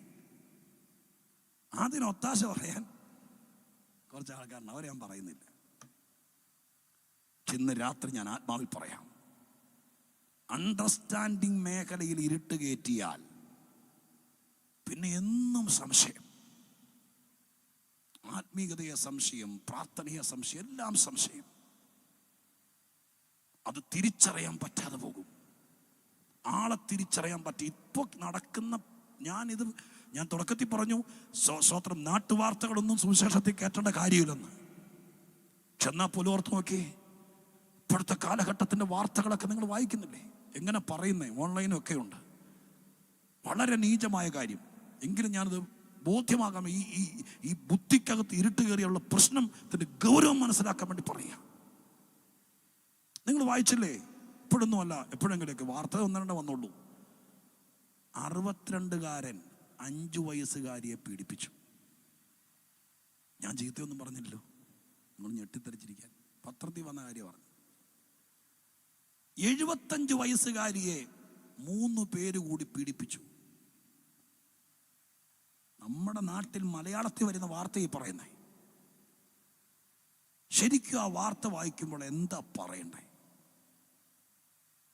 എങ്ങനെയാ ഞാനത് വിശദീകരിക്കുന്നേ? 65 വയസ്സുകാരൻ അവൻ്റെ അണ്ടർസ്റ്റാൻഡിങ് മേഖലയിൽ അല്പമെങ്കിലും തരി വെളിച്ചമുണ്ടെങ്കിൽ 5 വയസ്സുകാരിയായ പിഞ്ചു കുഞ്ഞിനോട് ഞാൻ എന്താ പറയണ്ടേ? ഇതിന് ഞാൻ പറയാം, ഒരു അവയർനെസ് കൊണ്ടും കഥയില്ല. യേശുക്രിസ്തുവിന്റെ രക്തം കൊണ്ട് കഴുകൽ പ്രാപിക്കാത്ത ഒരു കേസ് കെട്ടുകൊണ്ട് ഇരുട്ടുകൊണ്ട് ഓട്ടയടയ്ക്കാൻ ഇവിടെ ആരും നോക്കണ്ട. പച്ച സുവിശേഷം പറഞ്ഞ് ആളെ ബോധവൽക്കരിക്കാതെ നാട് നന്നാവില്ല. ചുമ്മാ ആരെങ്കിലും കയറി ആരെങ്കിലും പിടിക്കുമ്പോ ഒരു ഓട്ടവും ചാട്ടവും. ഇതിന്റെ വിഷയം കിടക്കുന്നത് ഞങ്ങൾ സുവിശേഷകന്മാർ ബൈബിളിൽ നിന്ന് പറയാം. സാത്താൻ മനുഷ്യന്റെ തമ്മിൽ മനസ്സിലാക്കുന്ന മേഖലയെ മുഴുവൻ പുകച്ചു കളഞ്ഞു. അതുകൊണ്ടാണ് ഇന്ന് കിട്ടുന്ന സകല വാർത്തകളും ഈ വിഷയത്തിന് പരിഹാരം വരാൻ ഹൃദയത്തിനകത്ത് പരിശുദ്ധാത്മാവ് കടക്കാതെ മനുഷ്യന്റെ വിശേഷത നഷ്ടപ്പെടുത്തി അതിനി യൂണിവേഴ്സിറ്റികൾക്ക് പറ്റില്ല, അവരുടെ ബുദ്ധി വികസിപ്പിക്കാം. മെഡിക്കൽ കോളേജുകൾക്ക് പറ്റില്ല, സൈക്കാട്രിക് ട്രീറ്റ്മെന്റുകൾക്ക് പറ്റില്ല. ഇതിന് കഴിയുന്നൊരു മാർഗം ഉണ്ടെങ്കിൽ യേശുക്രിസ്തുവിന്റെ സുവിശേഷമല്ലാതെ മനുഷ്യനെ മടക്കി വരുത്താൻ വേറെ ആർക്കും കഴിയില്ല. ഈ രാത്രി ഞാൻ പറയാം, ലോകം എന്ത് പറഞ്ഞാലും കാലം എത്ര വളർന്നാലും സുവിശേഷം മനുഷ്യനുള്ള കാലത്തോളം ഡിമാൻഡുള്ള സാധനമാണിത്. പറയേണ്ട പോലെ പറഞ്ഞാൽ ഇന്ന് രാത്രി ഞാൻ ആത്മാവിൽ പറയാം, രക്ഷപ്പെടാൻ ആഗ്രഹിക്കുന്ന ആരെങ്കിലും ഉണ്ടെങ്കിൽ ഈ രാത്രി ഹൃദയത്തിലോ മനസ്സിലോ ബുദ്ധിയിലോ ഇരുട്ട് കയറി കിടക്കുന്ന ഏതെങ്കിലും പിള്ളേര് നിങ്ങൾക്കുണ്ടെങ്കിൽ ഇന്ന് രാത്രി അവനെ പേര് പറഞ്ഞ് പ്രാർത്ഥിച്ചിട്ടേ പോകാവൂ. ഈ രാത്രി അവനെ ഊരിയെടുക്കണം ഇരുട്ടിനകത്ത് നിന്ന് യേശുവിന്റെ നാമത്തിൽ. അതിനു വേണ്ടിയിട്ട് സ്വർഗം ഈ രാത്രിക്കാലം നമ്മളെ ഇവിടെ ഒരുമിച്ച് കൂട്ടിയത്. ഹല്ലേലൂയ, സ്തോത്രം, ഹല്ലേലൂയ. തിരക്കിനിടയിൽ അവസാനം പറയാൻ ഒരു വാക്ക് ഞാൻ ആദ്യം പറഞ്ഞുവിടാം. ഇതുകൊണ്ടാണ് ദൈവം കൊലോസ്യ ലേഖനത്തിൽ എഴുതി വെച്ചത്, ദൈവം നമ്മെ ഇരുട്ടിന്റെ അധികാരത്തിൽ നിന്ന് വിടുവിച്ച് തന്റെ സ്നേഹസ്വരൂപനായ പുത്രന്റെ രാജ്യത്തിലാക്കി വെച്ചു. ഇതിൽ നിന്ന് രക്ഷപ്പെടാൻ ഒരു വഴിയേ ഉള്ളൂ, രാജ്യം മാറണം. എന്ന് പറഞ്ഞാൽ ഇന്ത്യയിൽ നിന്ന് പാസ്പോർട്ട് സറണ്ടർ ചെയ്തിട്ട് അമേരിക്കയ്ക്ക് പോകണമെന്നല്ല ഞാൻ പ്രസംഗിക്കുന്നതിന്റെ അർത്ഥം. ഇവിടെ അൺസീൻ ഒരു സ്വത്രവില് കണ്ണുകൊണ്ട് കാണാൻ കഴിയാത്തൊരു ആത്മതലമുണ്ട്. അതിന്റെ പേര് ദൈവരാജ്യമെന്ന, പുത്രന്റെ രാജ്യമെന്ന. ഒരുവൻ യേശുക്രിസ്തുവിന്റെ നാമത്തിൽ വിശ്വാസത്തിലേക്ക് വരുമ്പോൾ അവൻ മതമല്ല മാറുന്നത്, അവന്റെ രാജ്യമാണ് മാറുന്നത്. ഏത് രാജ്യം? ഇരുട്ടിന്റെ രാജ്യത്ത് നിന്ന്, സാത്താന്റെ സ്വത്ര ചൂതുകളെയും ചീട്ടുകളെയും കള്ളുകുടിയൊക്കെയുള്ള ആ രാജ്യത്ത് നിന്ന് വിശുദ്ധിയുടെ മാർഗത്തിലേക്ക്, ദൈവപുത്രന്റെ രാജ്യത്തിലേക്ക് അവൻ നമ്മളെ ചേർക്കുകയാണ്. ഈ വിഷയത്തിന് പുത്രന്റെ രാജ്യത്തിൽ വരാതെ സമ്പൂർണ്ണ വിടുതലില്ല. നിങ്ങൾ ആരെങ്കിലുമൊക്കെ വന്നൊന്ന് പ്രാർത്ഥിക്കുമ്പോൾ ഒരാഴ്ചത്തേക്ക് വലിയ പ്രശ്നം ഉണ്ടാവില്ല. അങ്ങനെയല്ലേ ഇപ്പൊ നടന്നുകൊണ്ടിരിക്കുന്നത്?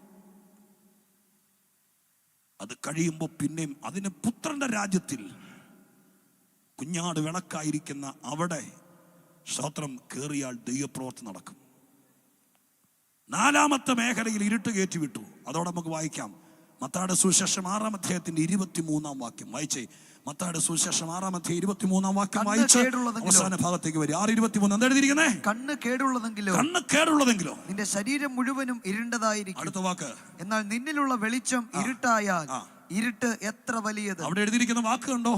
ആലങ്കാരികമല്ലാതെ ആത്മീകമാണ് വിഷയം. യേശുക്രിസ്തു നേരിട്ട് പറയുക ഗിരിപ്രഭാഷണ മധ്യത്തിൽ.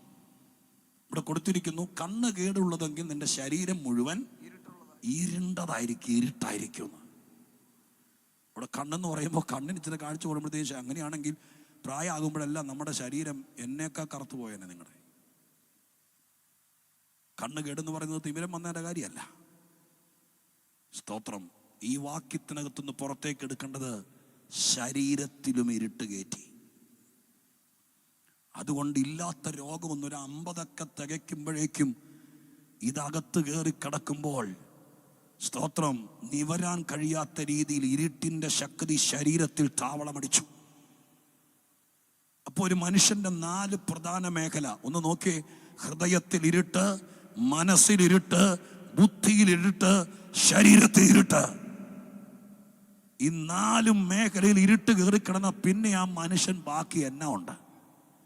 അവനെ വിശേഷതയുള്ള മനുഷ്യനാന്ന് വിളിക്കാൻ മനസാക്ഷിയുള്ള നമുക്കിനി പറ്റൂ? സ്തോത്രം. ചുമ്മാ കണ്ണടച്ചിട്ട് പൊക്കോ, കുഴപ്പമില്ല. സത്യം പറയുവാണെങ്കിൽ ഞാൻ നട്ടലുണ്ടെങ്കിലേ തീരുമാനം എടുക്കാൻ പറ്റുള്ളൂ. അതുകൊണ്ടാ പറഞ്ഞത്, ഉയരെ പറന്നാലും സ്വന്തമായിട്ട് വീട്ടിൽ വിമാനം ഉണ്ടാക്കിയാലും ഈ 4 മേഖലയിലെ ഇരുട്ട് മാറുമ്പോഴാണ് മനുഷ്യൻ വിശേഷതയുള്ളവനായി മാറുന്നത്. ആ വിശേഷത യേശുക്രിസ്തുവിലൂടെ നമുക്ക് തരും. സ്തോത്രം. വിശേഷത നഷ്ടപ്പെട്ട മനുഷ്യൻ, നഷ്ടപ്പെടുത്തിയ മനുഷ്യൻ, സ്തോത്രം, എന്ത് ചെയ്യണമെന്നറിയാതെ ഇരുട്ടിൽ തപ്പുമ്പോൾ സത്യവചനവുമായി നിങ്ങളുടെ നടുവിൽ ദൈവത്തിൻ്റെ പരിശുദ്ധാത്മ ഇടപെടുകയാ. ഇന്ന് രാത്രി ഇരുട്ട് മാറ്റിത്തരാം, ദീപം കത്തിച്ചു തരാം, വിളക്ക് പ്രകാശിക്കുന്ന രാത്രിയാക്കാം. ദൈവത്തിൻ്റെ മഹാപ്രവൃത്തി വെളിപ്പെടാതിരിക്കില്ല. വീട്ടിലെ പ്രശ്നം മുതൽ ശരീരത്തിലെ രോഗം മുതൽ, സ്തോത്രം, ദൈവികമായിരിക്കുന്ന ആത്മീകമായിരിക്കുന്ന സകല വിഷയങ്ങൾ, ഇതെല്ലാം നിന്റെ ശക്തി കുറഞ്ഞത്, നിന്നെ ഭയപ്പെടുത്തിയത്, പീഡിപ്പിച്ചത്, പേടിപ്പിച്ചത്, ഇത് മുഴുവൻ ഇന്ന് രാത്രികാലം ഇവിടെ പന്തലിൽ നിന്ന് ഇറങ്ങുന്നതിനൊക്കെ അഴിച്ചിട്ടേ പോകത്തുള്ളൂ ദൈവം. അതുകൊണ്ട് ഇന്ന് രാത്രികാലം ഒരുങ്ങിയിരിക്കുന്ന ദൈവത്തിൻ്റെ മക്കൾ, ഞാൻ തുടക്കത്തിൽ പറഞ്ഞ പോലെ ഒരു മറയുണ്ടായിരുന്നു.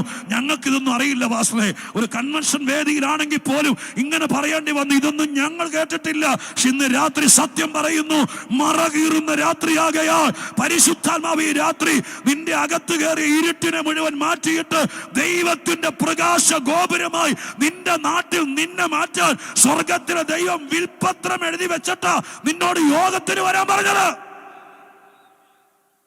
ദൈവം നിനക്ക് വേണ്ടി എഴുതിയ വിൽപത്രത്തിൽ ഒപ്പിടണമെങ്കിൽ നീ ഒരു സമ്മതം പറയണം. പത്രം എഴുതി വെച്ചിരിക്കുക ദൈവം. ഇന്ന് രാത്രി ഈ യോഗത്തിന്റെ കടശരാത്രി എൻ്റെ ദൈവത്തിൻ്റെ തിരുസന്നിധിയിൽ അങ്ങ് ആഗ്രഹിക്കുന്നത് പോലെ, അങ്ങ് പറയുന്നത് പോലെ, അങ്ങയുടെ ഇഷ്ടപ്രകാരം ദൈവസന്നിധിയിൽ ജീവിക്കാമെന്നൊരു തീരുമാനം ആരും അറിയാതെ ദൈവസന്നിധി പറഞ്ഞാൽ, ദൈവത്തിനൊരു പ്രത്യേകതയുണ്ട്. ദൈവത്തിന് നമ്മൾ 500 രൂപയുടെ സ്റ്റാമ്പ് പേപ്പർ വേണ്ട, റവന്യൂ സ്റ്റാമ്പ് വേണ്ട, 2 സാക്ഷികൾ വേണ്ട. അപ്പൻ്റെ കയ്യിൽ നിന്ന് 50,000 രൂപ മേടിച്ചാൽ അപ്പൻ 100 രൂപ പേപ്പറിൽ ഒപ്പിടിച്ച് മേടിക്കും. കാരണം അപ്പന് വിശ്വാസമില്ല. പക്ഷെ സ്വർഗത്തിലെ ദൈവത്തിന് നമ്മുടെ വിരൽ മുറിച്ച് ചോര ഒഴിക്കണ്ട, ആരുടെയും സാക്ഷി വേണ്ട. ദൈവത്തിന് നമ്മുടെ ഒരു വാക്ക് മതി. എന്നെ കൂടി അങ്ങയുടെ മകനായി കരുതണം. ഈ കേട്ട ഇരുട്ടിനകത്ത് എൻ്റെ വീട്ടിൽ ആരും കിടക്കരുത്. ഞങ്ങളുടെ വീട്ടിലേക്ക് ദൈവത്തിന്റെ ദീപം കയറി വരണം. സുവിശേഷത്താൽ മരണം നീക്കുന്ന ദൈവത്തിന്റെ ശക്തി ഇന്ന് രാത്രി ഇതിനകത്ത് വ്യാപരിച്ചുകൊണ്ടിരിക്കുമ്പോൾ, യേശുവിന്റെ നാമത്തിൽ സകല രോഗങ്ങളും നിങ്ങളത് വിശ്വസിച്ചാൽ നിങ്ങളുടെ ശരീരത്തിൽ ഇരുട്ട് കയറി കിടക്കുന്നെങ്കിൽ ദൈവത്തിന്റെ വെളിച്ചം കയറുന്നതോട് കൂടെ ഒരുമാതിരിപ്പെട്ട രോഗമെല്ലാം ആ കൂടെ ഇന്ന് രാത്രി ഇവിടെ അഴിഞ്ഞു വീഴും. സ്വർഗം അത് ചെയ്യാൻ വേണ്ടി പോവാ. സ്വത്രാലിന്റെ പ്രസംഗക്കുറിപ്പിലെ 2-3 വാക്യം കൂടി ബാക്കിയുണ്ട്. പക്ഷെ ഞാൻ അതിലേക്ക് കയറിയാൽ ഓരോ ഭാഗത്തും ഇത്രയും പറഞ്ഞു പോകണം. അതുകൊണ്ട് സ്വത്രം ഈ രാത്രി ദൈവത്തിന്റെ തിരുസന്നിധാനത്തിൽ ഏറ്റവും പ്രധാനപ്പെട്ട ഒരു ഭാഗത്ത് ഒരല്പസമയം നിങ്ങൾ ആരും പോകരുത്. കേട്ട ദൂത് ഇവിടെ സംഭവിക്കും. ദൈവത്തിന്റെ പരിശുദ്ധാത്മാവ് ഇന്ന് രാത്രികാലം നിങ്ങളുടെ വീട്ടിൽ നന്മ വരേണ്ട നന്മയെല്ലാം തടഞ്ഞു വെച്ചിട്ട് കരയാൻ മാത്രം വിധിക്കപ്പെട്ട നിങ്ങൾ ചിലരെ ഈ രാത്രി ഇവിടെ കൊണ്ടുവന്നിരുത്തിയത് ഈ പ്രസംഗം കേൾപ്പിക്കാനല്ല. ഇത് കേട്ടിട്ട് നിങ്ങൾ ആമീൻ പറഞ്ഞാൽ ഈ രാത്രികാലം ദൈവദൂതന്മാർ ഊരിപ്പിടിച്ച വാളുമായി അശൂർ പാളയത്തിലേക്ക് ഇറങ്ങിയതുപോലെ നിങ്ങൾ ഇവിടെ ആരാധിക്കുമ്പോൾ ഹല്ലേലൂയ സ്തോത്രം ചെയ്യുന്നു. ഹിസ്കിയാ രാജാവ് ദൈവാലയത്തിനകത്ത് ശത്രു എഴുതിയ രേഖയുമായി കരഞ്ഞോണ്ട് നിൽക്കുമ്പോൾ സ്വർഗത്തിലെ ദൈവം പാളയത്തിലേക്ക് ദൂതനെ അയച്ചു. ഇന്ന് രാത്രികാലം നീ ഇവിടെ കരഞ്ഞോണ്ടിരിക്കുമ്പോൾ നിന്റെ കുടുംബത്തിലേക്ക് ഊരിപ്പിടിച്ച വാളുമായി നീ തിരിച്ചു ചെല്ലുമ്പോൾ അവിടെ ഇരുട്ടിന്റെ ശക്തികൾ കാണാതിരിക്കാൻ എന്റെ ദൈവം ദൂതനെ അയക്കും. അതുകൊണ്ട് ഇവിടെ ഇന്ന് രാത്രി പ്രാർത്ഥിച്ചോണ്ടിരുന്നു. ഹിസ്കിയാവിനെ പോലെ നാഥ എന്താ ചെയ്യണ്ടെന്ന് അറിയില്ല. ജപ്തി നോട്ടീസ് വന്നിരിക്കുക, മെഡിക്കൽ റിപ്പോർട്ട് വന്നിരിക്കുക, ബയോപ്സി റിപ്പോർട്ട് വന്നിരിക്കുക. ആ കടലാസിൽ ചുരുട്ടി പിടിച്ചോണ്ട് ദൈവസന്നിധിയിൽ കരയുമ്പോൾ നിന്നെ തകർക്കാൻ വന്ന വിഷയത്തെ സ്വത്രം ഓടിച്ചു കളയാൻ ഇല്ലാതാക്കാൻ സ്വർഗം ദൂതനെ അയക്കുമെന്ന് പ്രവചനമായി ഇന്ന് രാത്രി ചിലരോട് പറയുന്നു. വിശ്വസിക്കുന്ന ദൈവമക്കൾ മാത്രം അത് ഏറ്റെടുത്ത് സ്വത്രം ചെയ്തു. സ്വർഗം അത് ചെയ്യുക. Rikana Paushana Hadara Jagadiana Amdaracha Sadini Halkanadiana.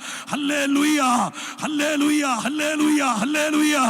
യേശു ക്രിസ്തുവിന്റെ നാമത്തിൽ പരിശുദ്ധാത്മ ശക്തിയോടെ അധികാരമുള്ളവൻ വന്നിട്ടുണ്ട്, അധികാരമുള്ളവൻ വന്നിട്ടുണ്ട്. പിശാചിന്റെ പ്രവർത്തികളെ അഴിക്കാൻ രംഗത്ത് വന്നവൻ വന്നിട്ടുണ്ട്. ഇവിടെ വെളിപ്പെട്ടവൻ വന്നിട്ടുണ്ട്. ഇവിടെ അവൻ ഇന്ന് രാത്രിക്കാലം ആൾക്കൂട്ടത്തെ കാണാൻ വന്നതല്ല.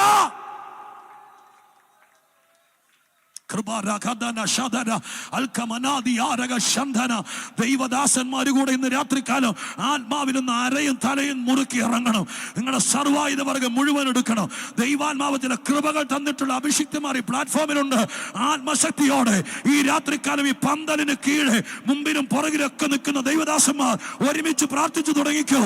നമ്മളെ ഏൽപ്പിച്ച ജനത്തെ ഇരുട്ടുകൊണ്ട് ബന്ധിക്കാമെന്ന് വിചാരിച്ചാൽ സാത്താൻ മിടുക്കനാകണ്ട. ഈ രാത്രി ജയം നിന്റെ കുഞ്ഞുങ്ങളെ ഓരണത്തെ പോലും ഇരുട്ടുകൊണ്ട് ബന്ധിക്കാൻ സമ്മതിക്കരുത്. യേശുവിന്റെ നാമത്തിൽ ആ മേഖലകൾ ഇന്ന് രാത്രി ക്ലീൻ ആകുക, ക്ലീൻ ആകുക. പരിശുദ്ധാത്മാവ് ചെയ്യുകയോ. സ്വർഗത്തിലെ ദൈവത്തിന്റെ കരം ഏലിയാവിന്റെ മേൽ ഇറങ്ങി വന്നതുപോലെ ചിലരുടെ മേൽ ഇറങ്ങി വരികയോ. എന്തിനാ കരം ഇറങ്ങി വരുന്നത്? ഒരു ശുശ്രൂഷയ്ക്ക, ഒരു ശുശ്രൂഷയ്ക്ക അസ്ഥിക്കൂട്ടത്തെ സൈന്യമാക്കി മാറ്റാൻ യെഹെസ്കേലിന്റെ മേൽ ഇറങ്ങി വന്ന ദൈവത്തിന്റെ കരം നിന്റെ മേൽ ഇറങ്ങി വരികയോ, ഇറങ്ങി വരികയോ. ഇരിക്കാൻ കഴിയാതെ വണ്ണം ദൈവ സാന്നിധ്യം വെളിപ്പെടുന്നെങ്കിൽ പ്രസംഗം കഴിഞ്ഞു. നിങ്ങൾ ഇനി ആ കസേരയിൽ ഇരിക്കണമെന്നില്ല, ഞാൻ നിർബന്ധിക്കുന്നില്ല. നിങ്ങൾക്ക് ഇരിക്കാൻ കഴിയാതെ വണ്ണം ദൈവ സാന്നിധ്യം വ്യാപരിക്കുന്നെങ്കിൽ ഇരിക്കുന്നിടത്ത് നിങ്ങൾ എഴുന്നേറ്റോ. സ്വർഗത്തിലെ ദൈവത്തിന്റെ കൃപ വ്യാപരിക്കുക. ഞാൻ ആത്മാവിൽ കണ്ടോണ്ട് പറയുന്നു, ഇന്ന് രാത്രികാലം സ്വർഗത്തിന്റെ കരമിറങ്ങുന്നു, സ്വർഗത്തിന്റെ കരമിറങ്ങുന്നു, സ്വർഗത്തിന്റെ കരമിറങ്ങുന്നു. ബാൽ ശക്തികളെ കൊണ്ട് ഇവിടെ ഇറക്കുമതി ചെയ്ത് ദുഷ്ടശക്തികളെ കൊണ്ട് സത്യദൈവത്തെ മറകട്ടാന്ന് വിചാരിച്ച ആഹാബിന്റെ ശക്തിയെ തകർക്കാൻ സ്വർഗത്തിലെ ദൈവത്തിന്റെ കരം ഏലിയാവിന്റെ മേൽ ഇറങ്ങിയതുപോലെ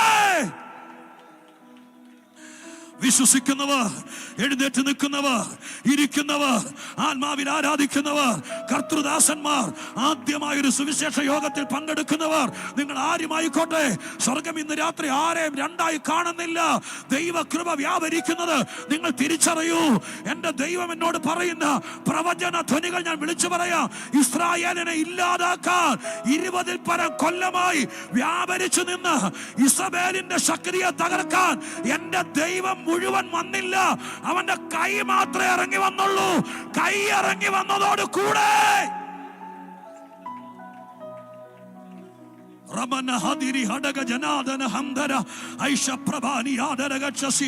യേശുവിന്റെ നാമത്തിൽ സ്തുതിക്കുന്ന ദൈവമക്കൾ ഭാഗ്യമുള്ളവരാണ്.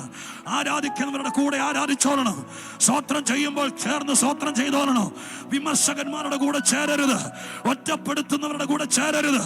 ഇന്ന് രാത്രികാലം കൃപ ലഭിച്ച ദൈവമക്കൾ, ദൈവം നിന്നെ നിർബന്ധിക്കുന്നു. ആത്മാവിൽ ആരാധിക്കുന്നവർ ചേർന്ന് ആരാധിച്ചോ. നൃത്തം ചെയ്യുന്നവരുടെ കൂടെ നൃത്തം ചെയ്തോ. സ്തോത്രം. സിയോന്റെ മക്കൾ തന്റെ രാജാവിൽ ഘോഷിച്ചുല്ലസിക്കുകയാ. നിന്നെ തന്നെ ചുരുക്കരുത്, നിന്നെ തന്നെ എക്സ്പാൻഡ് ചെയ്ത് ആരാധിച്ചോ, സ്തോത്രം ചെയ്ത് ആരാധിച്ചോ.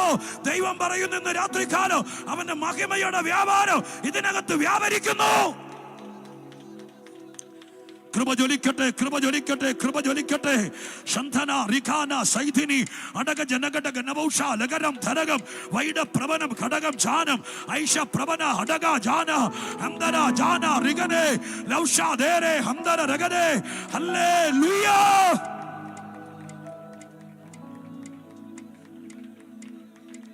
ഹല്ലേലൂയ, ഹല്ലേലൂയ, ഹല്ലേലൂയ, ഹല്ലേലൂയ, ഹല്ലേലൂയ.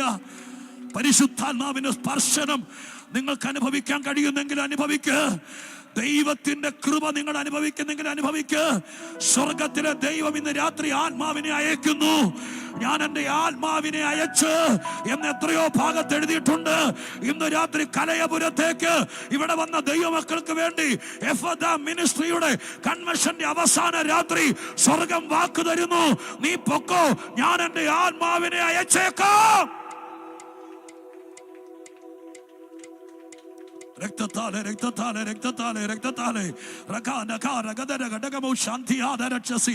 വിശേഷത ഇല്ലാതാക്കാൻ ശത്രു പല അടവുകൾ നടത്തി. നിന്റെ കുടുംബത്തെ അപമാനകരമാക്കാൻ, നിന്റെ ഭാര്യ ഭർത്തൃ ബന്ധത്തെ ഒരു മുള്ളാക്കി മാറ്റാൻ ശത്രു ശ്രമിച്ച തന്ത്രത്തെയാണ് ഇന്ന് രാത്രി ദൈവം കീറിക്കൊണ്ടിരിക്കുന്നത്. വിശേഷത ഉണ്ടായിരുന്നതിന്റെ കുടുംബജീവിതം, വിശേഷത ഉണ്ടായിരുന്നതിന്റെ പൊന്നു മക്കള് അവരെ വിവാഹം കഴിച്ചതോട് കൂടെ മുഖം ചുമക്കുന്നത് പോലെ ആയിപ്പോയി.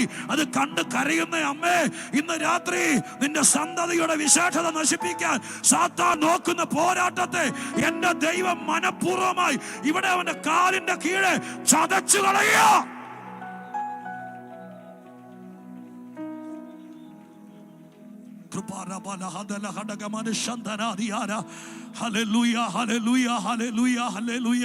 യേശുവിന്റെ നാമത്തിൽ വിടുതൽ വ്യാപരിക്കട്ടെ. പ്രാർത്ഥിക്കുന്ന ജനത്തിന് മേലെ ശരീരത്തിന് രോഗങ്ങൾ മാറട്ടെ. എല്ലാ രോഗവും രോഗമല്ല അപ്പാ, ഞങ്ങൾക്കത് അറിയാം. ചില ബാധകളുണ്ട്. ഇന്ന് രാത്രി ഇരുട്ട് മാറട്ടെ, ഇരുട്ട് മാറട്ടെ.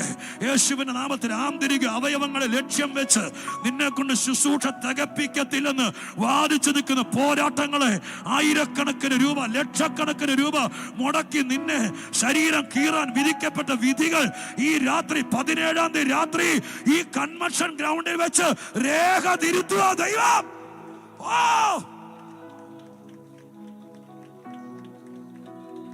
ഇനി ആ ഓപ്പറേഷൻ വേണ്ട. ദൈവം പറയുന്നു, നിന്റെ ഇരുട്ട് ദൈവം മാറ്റുന്നു.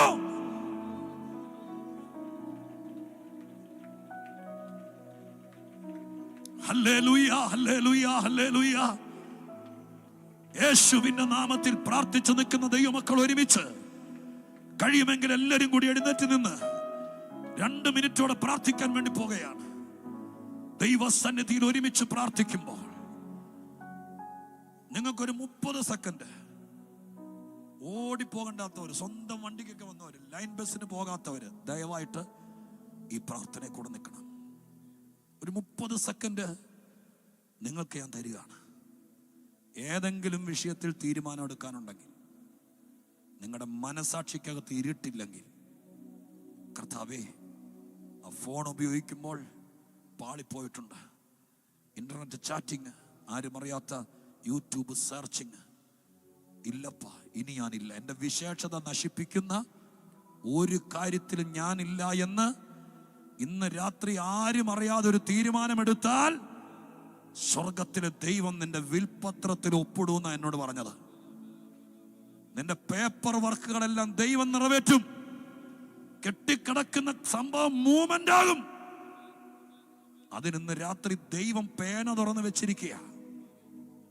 അവസരം പാഴാക്കരുത്.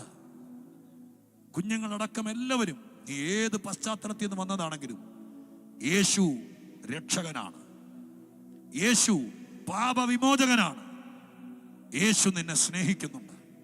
അതുകൊണ്ടാണ് നിനക്ക് ഇവിടെ വരാൻ പറ്റിയത്. രൂത്ത് ചോദിച്ചതുപോലെ ഒരു അന്യജാതിക്കാരിയായ എന്നോട് ഇത്ര കരുണ കാണിക്കാൻ ഞാൻ എന്തുള്ളൂ എന്ന് നീ ചോദിക്കത്തക്ക രീതിയിൽ ഇന്നു മുതൽ എല്ലാം നഷ്ടപ്പെട്ട നിനക്ക് വേണ്ടി കരുതി വെച്ചിരിക്കുന്ന കരുതലിന്റെ കലവറ എന്റെ ദൈവം തുറന്നു തരും. സ്വർഗം ഇന്ന് രാത്രി ആരോടോ പറയുന്നു. ഞാൻ നിങ്ങളെ വിരൽ ചൂണ്ടി പറഞ്ഞ് ഈ ദൂത് പറയാൻ ദൈവാത്മാവിനെ നിർബന്ധിക്കുന്നുണ്ടെങ്കിലും നിങ്ങൾക്ക് കാര്യം മനസ്സിലാകുന്നുണ്ടല്ലോ. സ്വർഗം പറയുന്നു, രൂത്തിനെ പോലെ, ഞങ്ങളുടെ വേദപുസ്തകത്തിൽ എല്ലാം തകർന്നൊരു യൗവനക്കാരിയായ സഹോദരി ആ രൂത്ത് ഒരിക്കൽ ചോദിച്ചു, ഒരു കരുതലും ഇനി ലോകത്തിൽ കിട്ടത്തില്ലെന്ന് വിചാരിച്ച എന്റെ ജന്മത്ത് ഇത്രയും കരുതൽ എന്നോട് അങ്ങ് ആരാണ് എന്ന് ചോദിക്കത്തക്ക രീതിയിൽ നിന്റെ ജീവിത ചരിത്രം കീഴ്മേല് മറയുന്നു എന്ന് ഞാൻ പച്ചക്ക് പറയുന്നു. സ്തോത്രം, ഹല്ലേലൂയ. ഈ കൂട്ടത്തിൽ വരാൻ ഒരു സാധ്യതയില്ലാത്ത നിന്നെ എന്റെ ദൈവം ഇതിനകത്ത് കൊണ്ടുവന്നത് രൂത്തിന്റെ അനുഭവം പോലെ നിനക്കൊരു അനുഭവം തരാനാണെന്ന് പരിശുദ്ധാത്മാവ് ചിലരോട് വിരൽ ചൂണ്ടി പ്രവചിക്കുന്നു. യെസ്, ഒറ്റ തീരുമാനത്തിൽ ദൈവം ഒപ്പുവെക്കും. ഞാൻ എൻ്റെ യേശുവിനെ എൻ്റെ ഹൃദയത്തിലേക്ക് സ്വീകരിക്കുന്നു. എൻ്റെ ഉള്ളിൽ ഒരുപാട് പാപചിന്തകളുണ്ട്. ഞാൻ അത്ര നല്ലവനൊന്നുമല്ല, ഞാൻ അത്ര നല്ലവളല്ല. ആരും അറിയാത്ത ഒത്തിരി രഹസ്യ ബന്ധനങ്ങൾ എൻ്റെ മേലുണ്ട്. ഇന്ന് ഞാനതെല്ലാം നിർത്തുക. പാപം വേണ്ട, ബാക്കിയുള്ള ജീവിതം ദൈവം കരുതിയാൽ മതി എന്നാര് പറയുന്നോ എല്ലാവരും കണ്ണടച്ച് പ്രാർത്ഥിച്ചു. അവരെയും അവരുടെ കുടുംബത്തെയും ദൈവം രക്ഷിക്കും. പ്രത്യേക സമ്മർദ്ദം ഇന്ന് രാത്രി ദൈവം നിങ്ങൾക്ക് തരുന്നെങ്കിൽ നിങ്ങൾ ഇന്ന് രാത്രി ദൈവദാസന്മാരെ ആരെങ്കിലും കണ്ട് നിങ്ങളുടെ ശിരസിൽ കൈവച്ചൊന്ന് പ്രാർത്ഥിച്ചിട്ടേ പോകാവൂ. ഇന്നാരെന്നൊന്നുമില്ല. അതിന് ഷാജി പാസ്റ്റർ എന്നെ പ്രാർത്ഥിക്കണമെന്ന് നിങ്ങൾ നിർബന്ധം പിടിക്കരുത്. പുറകിലേക്ക് ഇറങ്ങിച്ചു പോകും. പാസ്റ്റേഴ്സ്, ബോസ് പാസ്റ്ററൊക്കെ ഇവിടെ ഉണ്ട്. ആ കൈയൊന്ന് ഒത്തിരി നേരം വർത്താനൊന്നും പറഞ്ഞ് നിൽക്കുകയും വേണ്ട. എല്ലാം ദൈവം അറിഞ്ഞു. ആ കൈയൊന്ന് എൻ്റെ തലയിലേക്ക് വെച്ചേക്കാൻ ആ ഇറങ്ങിപ്പോകുന്ന വഴിക്ക് അഭിഷിക്തന്മാർ ആരോടെങ്കിലും പറഞ്ഞേരെ, ബാക്കി ദൈവം ചെയ്തോളൂ. സ്വർഗം ഇന്ന് രാത്രി ഇവിടെ അവസാനിപ്പിക്കുമ്പോൾ ഒരു വാക്ക് പ്രാർത്ഥിക്കുക. ഞാൻ എല്ലാവരും കണ്ണടച്ച് നിൽക്കുമ്പോൾ ഒരു തീരുമാനം എൻ്റെ മനസ്സിനകത്തുണ്ട്. അത് ഞാനും ദൈവമായിട്ടുള്ളതാണ്. ഞാൻ ഇന്നത് ഇവിടെ തീരുമാനിക്കുന്നു. ഇരുട്ടിൻ്റെ നിഷ്ഫല പ്രവർത്തികൾക്ക് ഞാൻ ഇനി കൂട്ടാളിയാകില്ല. ഞാൻ തീരുമാനിച്ചു എന്ന് പറയുന്ന ദൈവമക്കൾ എല്ലാവരും പ്രാർത്ഥിക്കുമ്പോൾ, കണ്ണടച്ച് പ്രാർത്ഥിക്കുമ്പോൾ നിങ്ങളുടെ വലങ്കരം നെഞ്ചത്തേക്ക് ചേർത്ത് വെച്ചു. ആരും കാണിയല്ല, ദൈവം മാത്രം കാണട്ടെ. എന്തെങ്കിലും ദൈവസന്നിധിയിൽ അടിയുറച്ച് തീരുമാനിക്കുന്നവർ, നെഞ്ചത്തേക്ക് കൈവച്ചവർക്ക് വേണ്ടി, ബാക്കിയുള്ളവർക്ക് വേണ്ടി ഞാനൊരു വാക്ക് പ്രാർത്ഥിച്ച് അധ്യക്ഷന്റെ കയ്യിലേക്ക് മൈക്ക് കൊടുക്കാം. പരിശുദ്ധ ദൈവമേ, ഞങ്ങളുടെ സ്വർഗീയ പിതാവേ, നെഞ്ചത്ത് കൈവച്ച് തേങ്ങുന്ന ഹൃദയത്തോടെ നിൽക്കുന്ന എത്ര പേരുണ്ടെന്ന് അങ്ങക്ക് നന്നായിട്ട് അറിയാലോ. നെഞ്ചത്ത് കൈവച്ചൊരു തീരുമാനത്തോടെ നിൽക്കുന്ന ഒരാളെ പോലും എൻ്റെ കർത്താവ് കൈവിടല്ലേ അപ്പാ. ഈ രാത്രി എന്നെ ഇവിടെ വിട്ട ദൈവമേ, ഞങ്ങളുടെ ദാസനെ കൊണ്ട് ഈ യോഗം ഇവിടെ വെപ്പിച്ച ദൈവമേ, മുമ്പ് പ്ലാൻ ചെയ്തിട്ടൊന്നും ആ സമയത്ത് നടക്കാതെ മാറ്റിവെക്കത്തക്ക രീതിയിൽ വിഷയങ്ങൾ കലുഷിതമായി. എന്നാൽ ഇന്നിതിവിടെ നടക്കണമായിരുന്നു. ദൈവം കരുതി വെച്ചവരിവിടെ വന്നു. അവരുടെ ചെവി തുറന്നു, അവരുടെ ദീപം കത്തിയിട്ടുണ്ട്. ഇനി അവര് ദൈവത്തിന് വേണ്ടി ജീവിക്കും. ഞാനത് വിശ്വാസത്തോടെ ഈ പരസ്യ സ്ഥലത്ത് പ്രഖ്യാപിക്കുന്നു. തീരുമാനിച്ചവരെല്ലാം രക്ഷപ്പെടും. യേശുവിന്റെ നാമത്തിൽ സംഭവിക്കും. നെഞ്ചത്ത് കൈവച്ച് പ്രാർത്ഥിക്കുന്നവർ ഏതൊക്കെ വിഷയമാണോ ഭാരപ്പെട്ടിരിക്കുന്നത്, അവർക്ക് ജീവിതം കൊടുക്കണം, മക്കളെ അനുഗ്രഹിക്കണം, ആത്മീയം കൊടുക്കണം, ഞെരുക്കങ്ങൾ മാറ്റണം. നിങ്ങളുടെ ദാസനെയും ഈ ടീമിനെയൊക്കെ അനുഗ്രഹിക്കുന്നു. യേശു ക്രിസ്തുവിന്റെ നാമത്തിൽ പ്രാർത്ഥിക്കുന്നത് കേൾക്കുമാറാകണമേ.